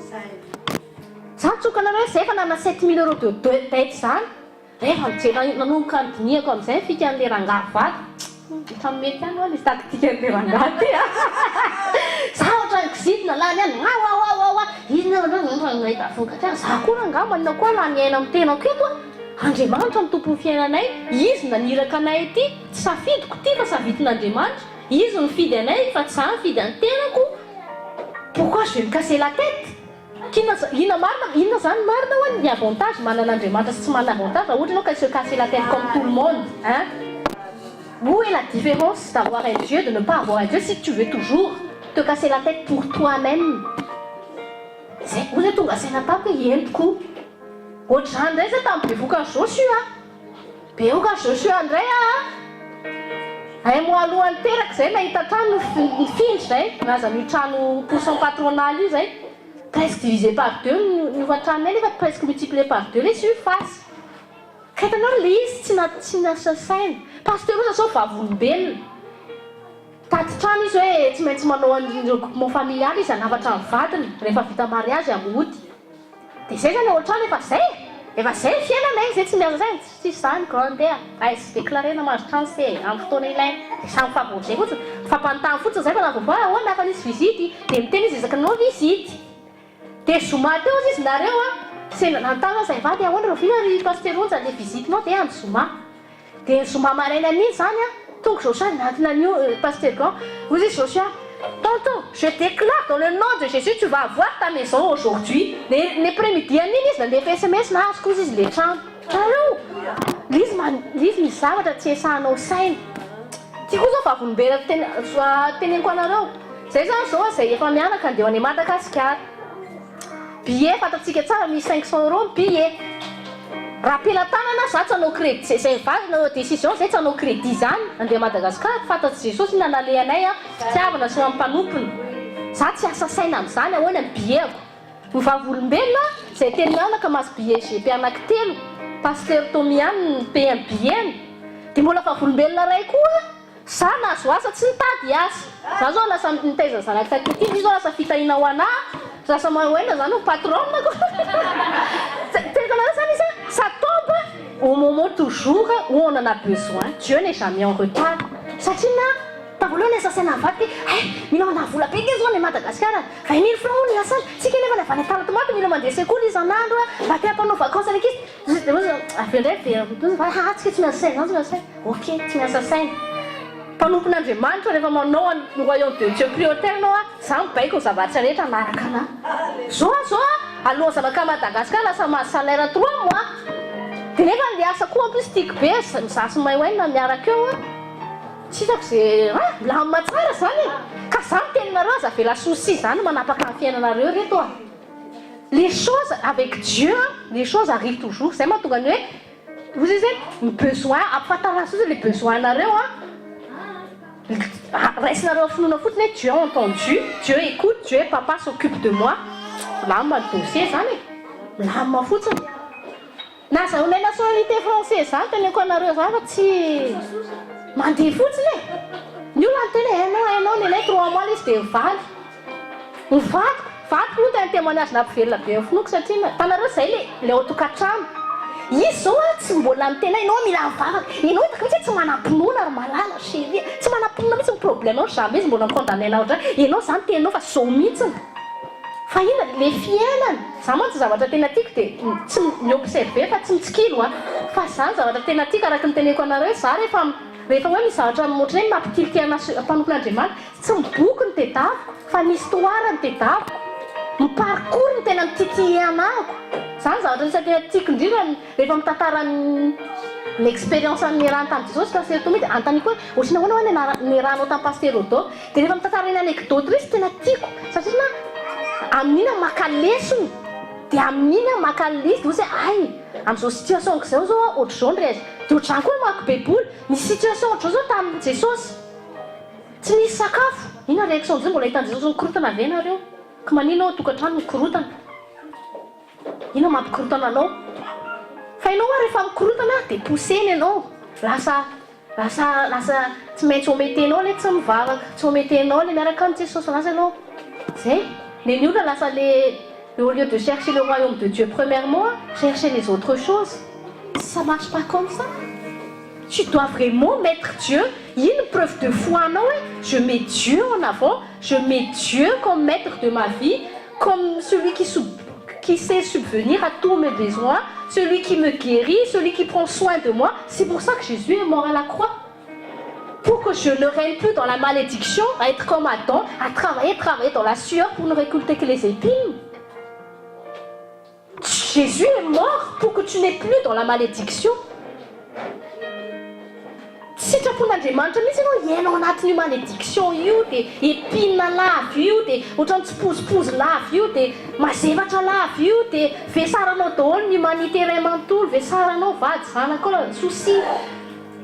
Na saka ketroana valise dia tsy haiko tsony. Entinao daholo, zaka tsony. Avy eo anao vao scoliose dia mankany amin'ny kinésithérapeute indray, souci miampy indray. Mamoaka carte vitale indray, tsy remboursé mutuelle indray, mamoaka sauce indray. Tanareo les soucis, ça entraîne de toujours. Mahay eo amin'ny fianakaviana zao nenao zao, marary sainao. Dia avy eo vadinao indray menomenosanao hoe zao kety nianana, rehefa nianana dia vadinao fa miteny kinena azoko atao amin'izany. Hitanao dia lasa souci koa indray ao tokantrano. No nitenen'ny voisin tary lasa ataonao sujet de discorde ao tokantranonao. Satria na tsy vitanao miapaiser anao anaty liste, dia ça mahatonga ny olona tsy mahavita manome vava reny. Il y a trop de choses qui entrent dedans. Dia nitanjona satana koa ny souci nahatonga anao hiteniteny foana. Vao miteniteny foana io vavanao io dia efa maudire anao amin'ny fiainanao. Feno tenin'Andriamanitra anatinao, proclameo ny tenin'Andriamanitra, bénissio ny teninao. Za tafavoaka, vadiko indray miovy io tiako foana io, tsy maintsy miovy io amin'ny fitiavana Kristy atao anatiko. Ny zanako indray mahay endry. Zany. Fôly eo dia anao lamiandro monsieur souci mba lamiandro ianao miresaka amin'Andriamanitra, mamaky teny mivavaka. Zany ny secret fa tianareo fantatra. Ny olona le tsy miasa hoe manko mora miasa saina, fa za tsy miasa saina. Za misoutenir ny vady aman-janako dans la prière, ka za tsy misôma mihitsy. Za aloha dia tiako ny toerana misy ka za mampahery anareo ako. Aza mivesatra souci reto renouveler mentalité anao io. Ianao raha ohatra ka ampiasa miady fediny zao tontolo zao ianao nefa ianao milaza fa kristiana tena tsy ho tafavoaka ianao. Tsy ho tafavoaka ianao. Aza miankina amin'ny salaire anao zany ianao, aza miankina amin'ny kafy, aza miankina amin'izany, miakina ianao amin'Andriamanitra. Reny zavatra rehetrarehetra ain'Andriamanitra mettre an'irenao ny tafaveur rehefa mitoky aminy ianao. Fa ianao raha nohatra n'izao tontolo zao efa tsaina do zao rehetra zao. L'avenir, l'argent, tout ça.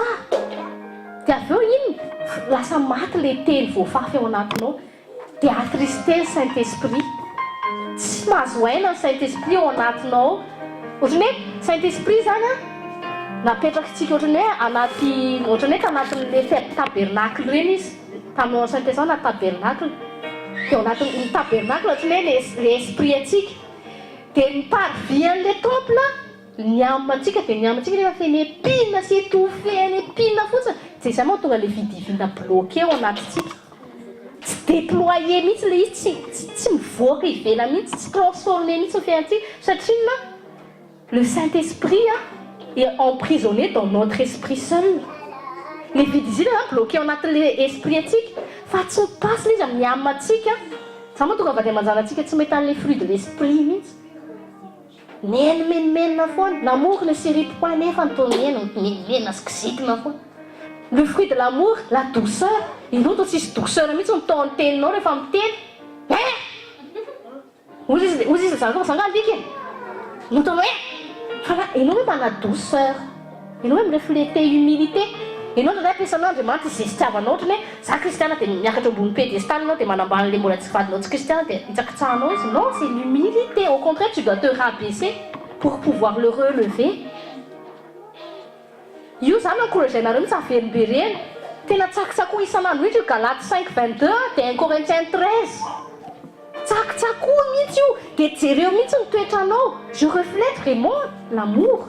C'est quoi l'amour 1 Corinthiens 13? L'amour est passion. Est-ce que je suis patient envers mon mari, mes enfants? Eh bien, tiens, tout je ne supporte plus là. Pasteur, je n'en peux plus. Je crois, pasteur, que je vais arrêter avec elle, couper les liens avec mon mari, ma femme. Non, pasteur, allez, vous quand même y offrir une amitié, ça l'a coûté. Hein? L'amour est passion, l'amour, il ne s'irrite point. Hey, un Corinthiens 13, mon bof, tiens, a fait rien, nous. Ça, j'en ai ensemble, ça. C'est ça, t'es là, tout le monde. Quand tu es sauf les noms avoués, faut-il se justifier. Ça, nous, comme on doit secret, tout le monde, c'est chaud, ça. Si vite ndray ça ta mestirajosa fa tena penary ndray za na patience sy ahitaizany zareo misy fotoana Jesosy miaraka amin'ny vadiko ohatrany tenako nijereko kokoa puis ndray aloha fa ny masina aide-moi à manifester fa le problématique c'est toujours les autres. Moi je suis monsieur et madame parfaite, c'est lui qui doit changer, pasteur. C'est pas possible. Non, c'est elle, pasteur. Je te dis, pasteur, c'est vraiment... Tiens, non, mais pasteur, pasteur, tu supporter. Mais toi, non, tu supporter, pasteur, me supporter spirituellement, jusqu'à me supporter en fait, mais je donne. Ah,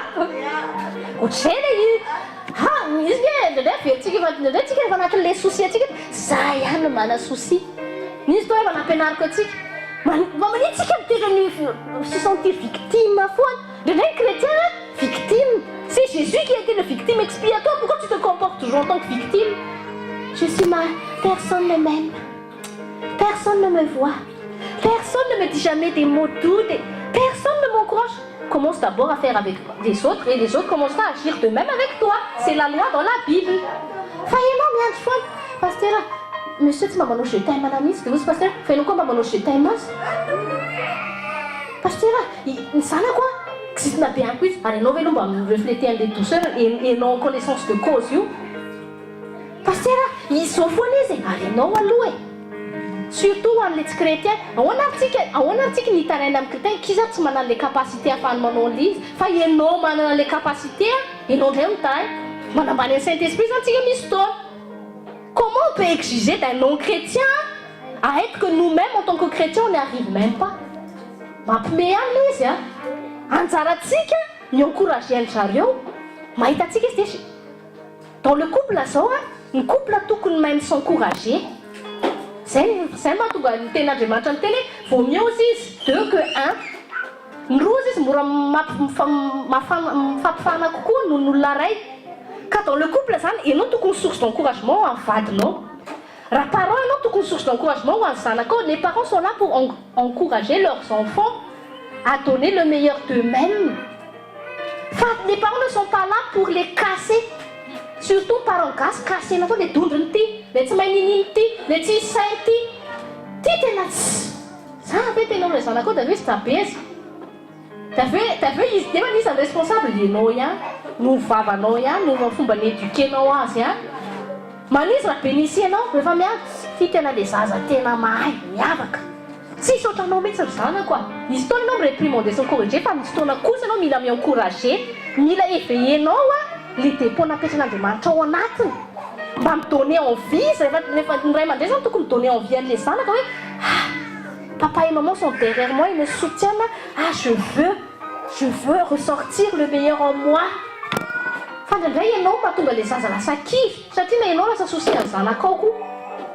Dia ny tena marina misy fotoana tokantrano fampipiqué fotsiny satria samy mpinina, fampitsindrona ay zay ohatrany eo an-tokantrano fa tsisy joie de l'esprit, tsisy pe kitika anareo ay kitika ray ary mamparatsy ny ihany amin'ny teny mahery maratsy ihany blessé ihany. Fa mila misy olona ray tena kristian mba mijoroly eto raha mipiqué anao zay fonao efa voary fa tsy maratsy tsikinao fotsiny izy. Amen. Car tandremo souci de ce siècle. Quand nous s'attendons au souci de ce siècle,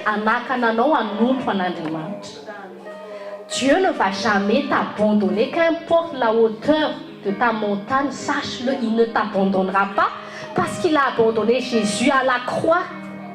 Vous dites Jésus, Père, pourquoi m'as-tu abandonné? Pourquoi Jésus a accepté d'être abandonné? Pour que toi, tu ne sois plus abandonné, orphelin, mais que tu aies Dieu comme Père. Ça m'a pas tout gagné. Ça traque mes sacs à sa pède nako. nanao en Dieu priorité foana na teo ary fahafatesana. Ny antsika resabola dia efa tsy mahavita an'Andriamanitra manao priorité. Resaka vava amin'ny vadinao dia efa tsy mahavita manao Andriamanitra priorité. Mesaka, Abednego, Daniel, fahafatesana ny liona. Pourquoi toi tu n'arrives pas à mettre Dieu en priorité? Nefa ny rena tsy nana Saint-Esprit reto a. Tsika oa fiche d'impôt. Jeran'le moi manomboka tsy mivady a vavolombelona koa ty tsy mivady tsy dia mijery ino moa ny amin'ny antony ny amin'ny banky relevé de compte.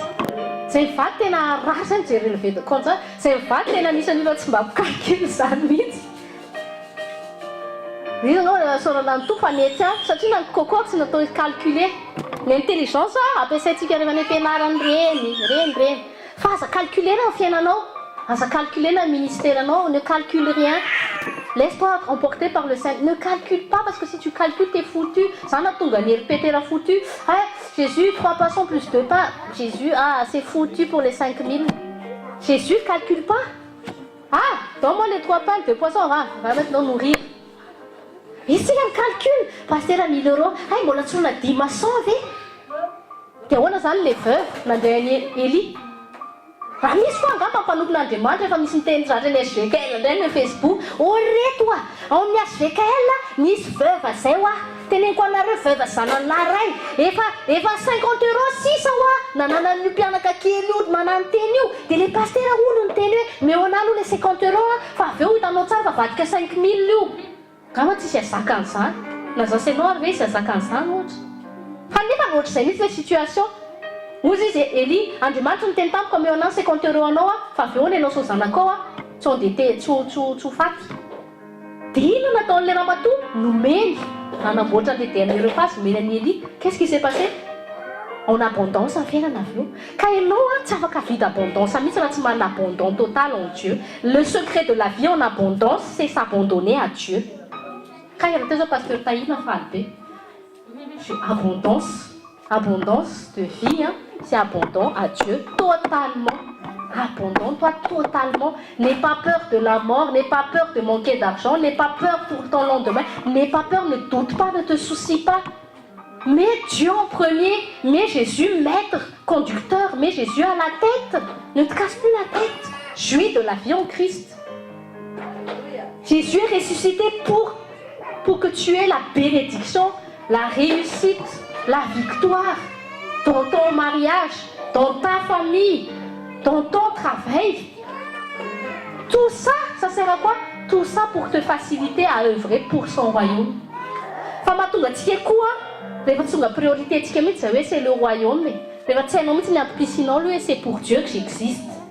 Parce que tu es né dans le royaume de Dieu, tu n'es plus né dans le monde naturel. Tu n'existes pas tu n'existes. Nous avons une identité à tout ça, c'est l'identité d'être père, d'être mère, derrière un grand poste honorable, derrière une grande famille, nom de famille honorable. Mais toi, quand tu es né dans le royaume de Dieu, tu existes pour Jésus, pour le royaume de Dieu. C'est ça ton identité. Ton identité n'est pas dans la valeur de ton salaire, ni la place dans ton travail, ni ta place d'être mère ou père. J'existe pour Christ d'abord. J'existe à cause de Christ. Même si personne ne m'aime, je suis aimé de Christ. J'existe pour donner de l'amour et non attendre d'être aimé. Ça m'a tout un chrétien des chrétiens misérables qui font pitié, qui sont toujours je me plains. Des chrétiens mendiants qui s'agenouillent, donne-moi Seigneur. Seigneur, j'ai encore des crédits, tu sais. Seigneur, je dois payer le loyer. Seigneur, je suis malade, Seigneur. Tu vois pas, Seigneur, que je fais pitié. Ça, là, ton job. Mais Seigneur, je vais à l'école, c'est cool. Je rate pas le mercredi. Seigneur, je rate pas. Rien. Je lis les SMS, Seigneur. Mais pourquoi je suis minable, Seigneur? Mais quand, Seigneur? Tu dis Seigneur, non, parce que tu as laissé les soucis. Tu as quand même pris ma parole, mais soucis n'en a pas que ton acte, non? Ça vient dans nos métiers, tout le monde. Tu as vu se plaindre, Tifone. Là, ça me se plaint, Tifone. C'est moi, tu vois, sors. Mon âme bénit l'Éternel, bloqué. Mon âme bénit. Bénis toujours l'Éternel en tout temps, en tout lieu. Ça tsy miasa saina. Fiainako mandeha foana miaraka amin'Andriamanitra satria je me focalise sur Dieu, sur Jésus. Je renouvelle ma mentalité, c'est un exercice qu'il faut faire tout le temps. Ça va tokony josoan'ny tenenin'Andriamanitra avereny foana satria l'homme prend facilement la mauvaise habitude que la bonne habitude. La bonne habitude, ça s'apprend dans la discipline. Ça m'a nière, c'est que nous n'y pina mora maniry. Fa fambolena mitondra vokatra mila kolokoloana, mila discipline le izy.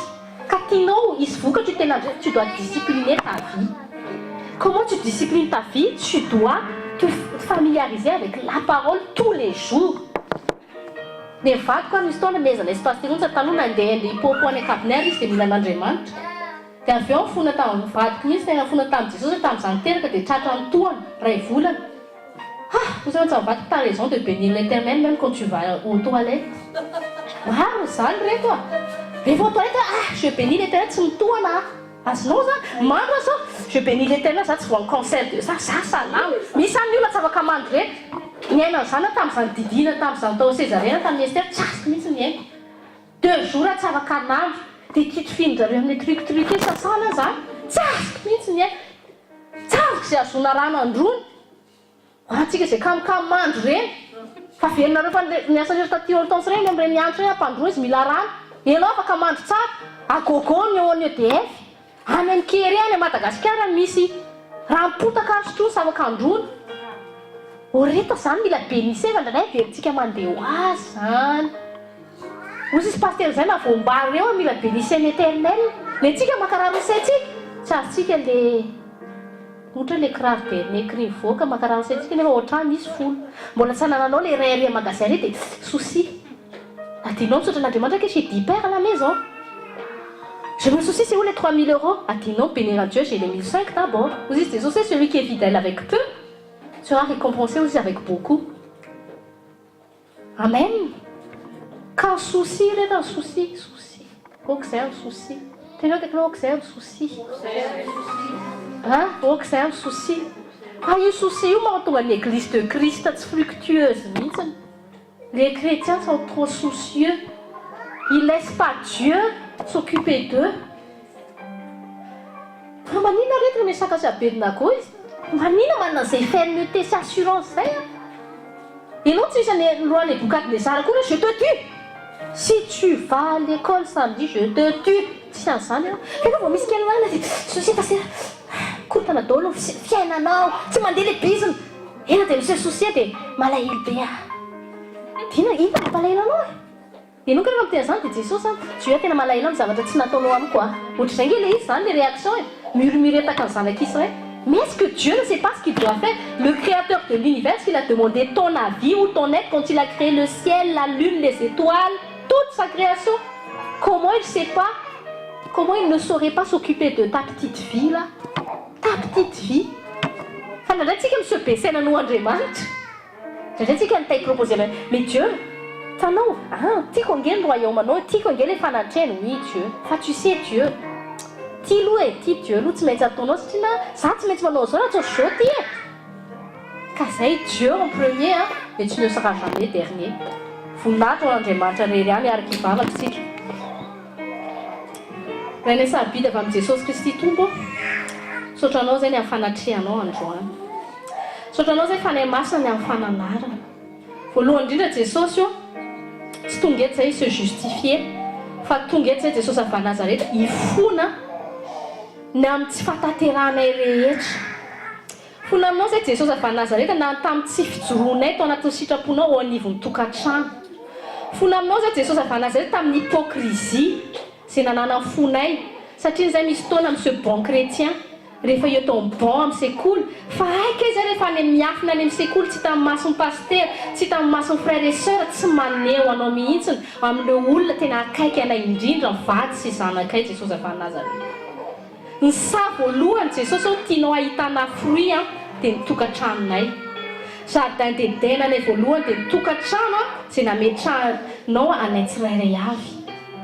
Jesosy avy Nazareta fona aminao zay tamin'ny fotoana rehetra menomenomanay ny amin'ny vadinay na ny zanakay ohatrany hoe misy tao zay mihevitra foana fa nianina diso fona aminao zay Jesosy avy Nazareta tamin'ny esprit de séduction sy aveuglement spirituel tsy nahitanay ny défaut anay tsy mba nahitanay ny poutre anay fa le paille ny vadinay foana le paille ny zanakay foana nentinay monomonina teo anatrehanao aika Jesosy zay nampianarinao formenao atsanganao mba higanyena ny ankohonanay avy amin'ny attitude anay sy avy amin'ny transformation anay voalohany indrindra Jesosy avy Nazareta sakafo masipanahinay ahitanay ny zavatra mila amboarina anatinay esora anatinay mauvaise habitude te hanamboatra ny hafa te exiger ny hafa te critiquer ny hafa te hiteny vadinay foana zanakay fa zay misy fotoana zay mihitsy le sakana fa tsy ny hafa Jesosy fona aminao zay Jesosy tamin'ny fotoana rehetra lazainay fa tsy misupporter vadinay zay tsy misupporter zanakay zay nefa tsisy olona ka tokony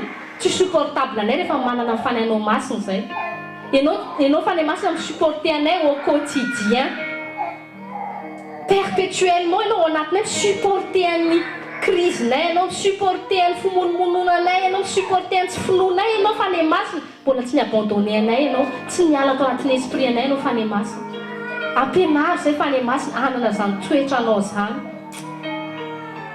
faut transformer ny amanay tahaka anao fa le masy transformer sy avy amin'ny teninao renouveler ny intelligence anay avy amin'ny teninao ampianary zay ahaneo an'le fiainan'Andriamanitra ao anatinay ampianary zay manifester un fruit de l'esprit manifester un fitiavana fa tsy fakisitianana ampianary zay manifester un douceur fa tsy dura foana zay manodina tsy exigeant foana ampianary zay manifester une humilité ampianary zay izarany joie fa tsy miady koa na sensation de joie vao en joie fa mila ampianary zay créer un joie au quotidien en tokantranonay ampianary zay ho source d'encouragement fa tsy sanatry indray lasa source manakivy amin'ny vadinay sy ny zanakay ampianary zay Jesosy avy Nazareta ao tokantrano ampianary zay Jesosy mifona aminao tamin'ny nametrahanay ny souci lasa tahaka an'Andriamanitra lasa souci mibaiko anay lasa souci lasa ohatra ny Andriamanitra lasa manilika anao zay lasa tsy manao anao priorité tsony zay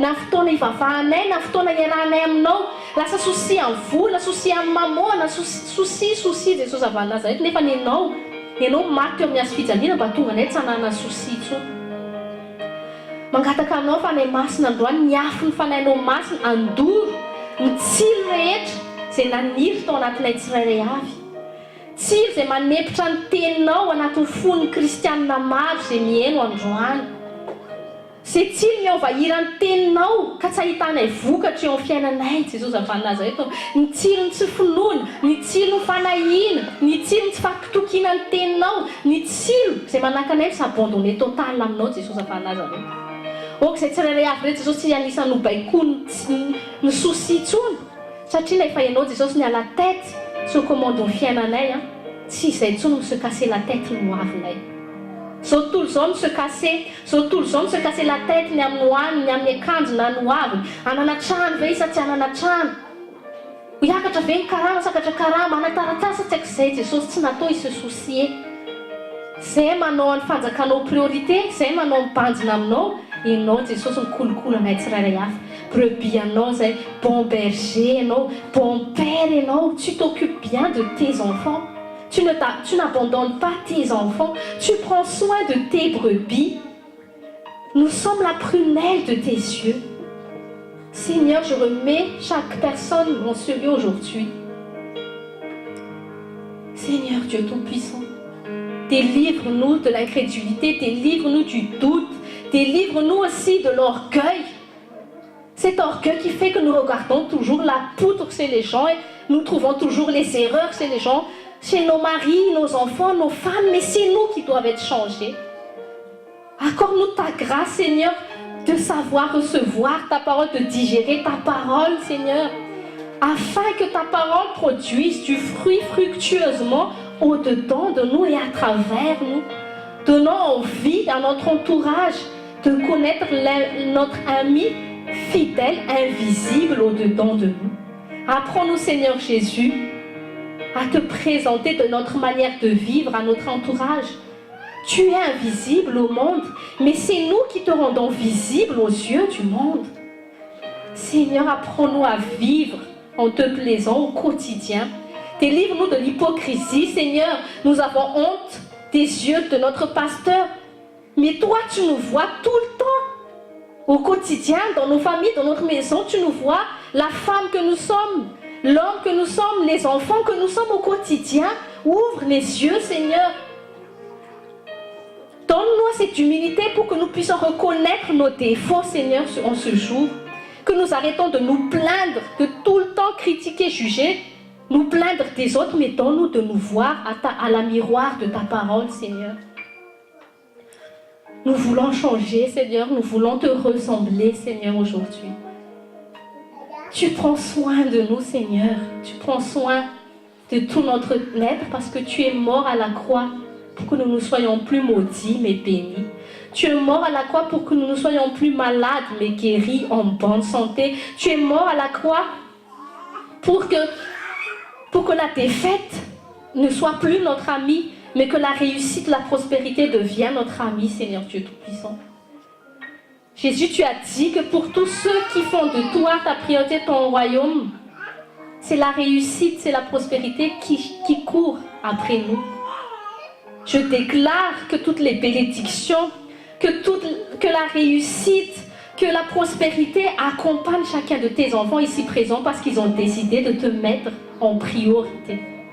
Parce qu'ils ont décidé de te mettre en priorité, je sais, Seigneur, qu'ils ne seront plus jamais derniers, que ce ne seront plus des Jabez, ce seront des Josué qui verront la victoire pas à pas.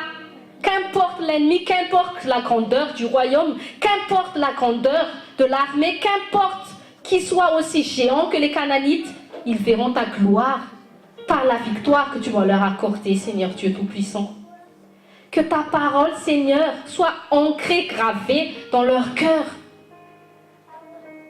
Je détruis l'œuvre du malin qui cherchera à étouffer cette parole quand ils sortiront de cette salle dans le nom de Jésus. J'annule toute tentative du diable à vouloir semer les épines. Chaque tentative du diable qui cherchera à semer les épines dans votre cœur, je le brûle dans le puissant nom de Jésus de Nazareth. Le Saint-Esprit brûlera toutes les épines que Satan cherchera à semer, les ivrer. Seigneur Dieu Tout-Puissant, accorde-nous ta grâce de pouvoir garder ta parole précieusement.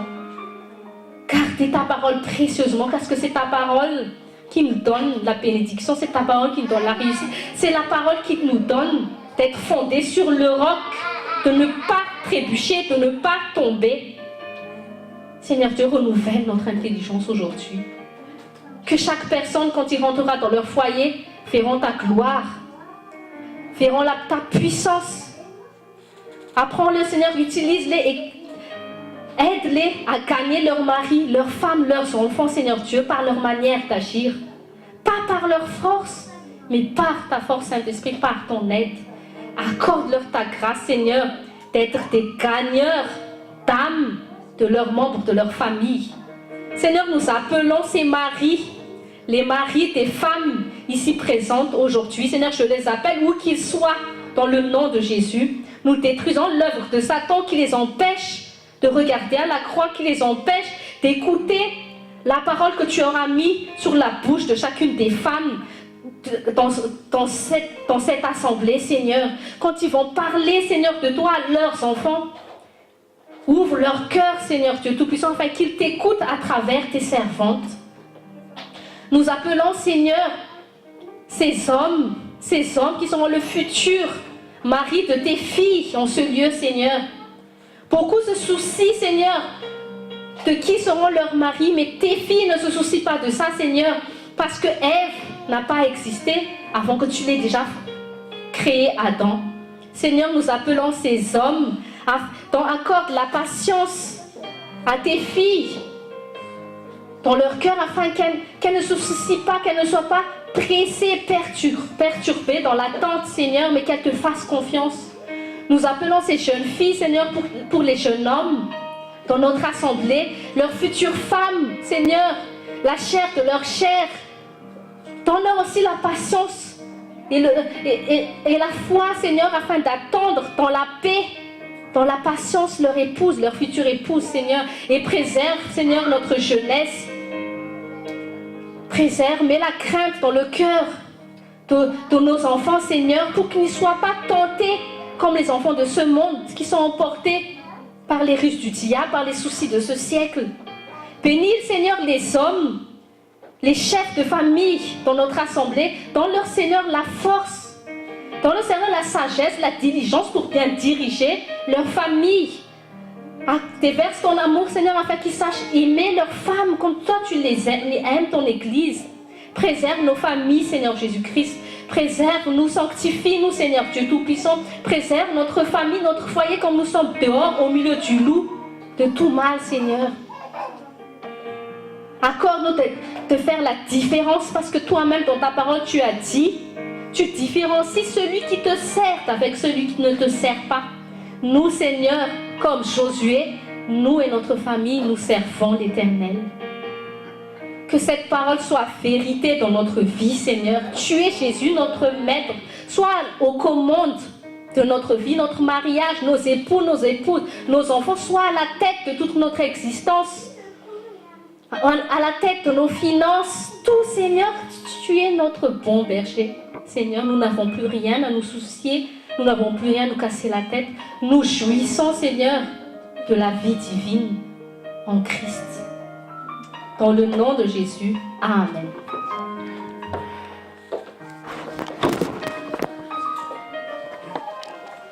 Fangatsika amarana fotoana ampahiresy no akaikinao tu es de ma famille tsy politomane zany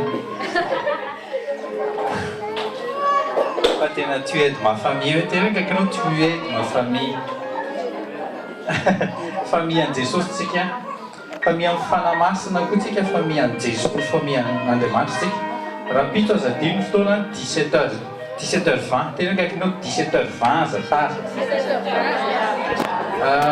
45 rue Robert Pierre 45 rue Robert Pierre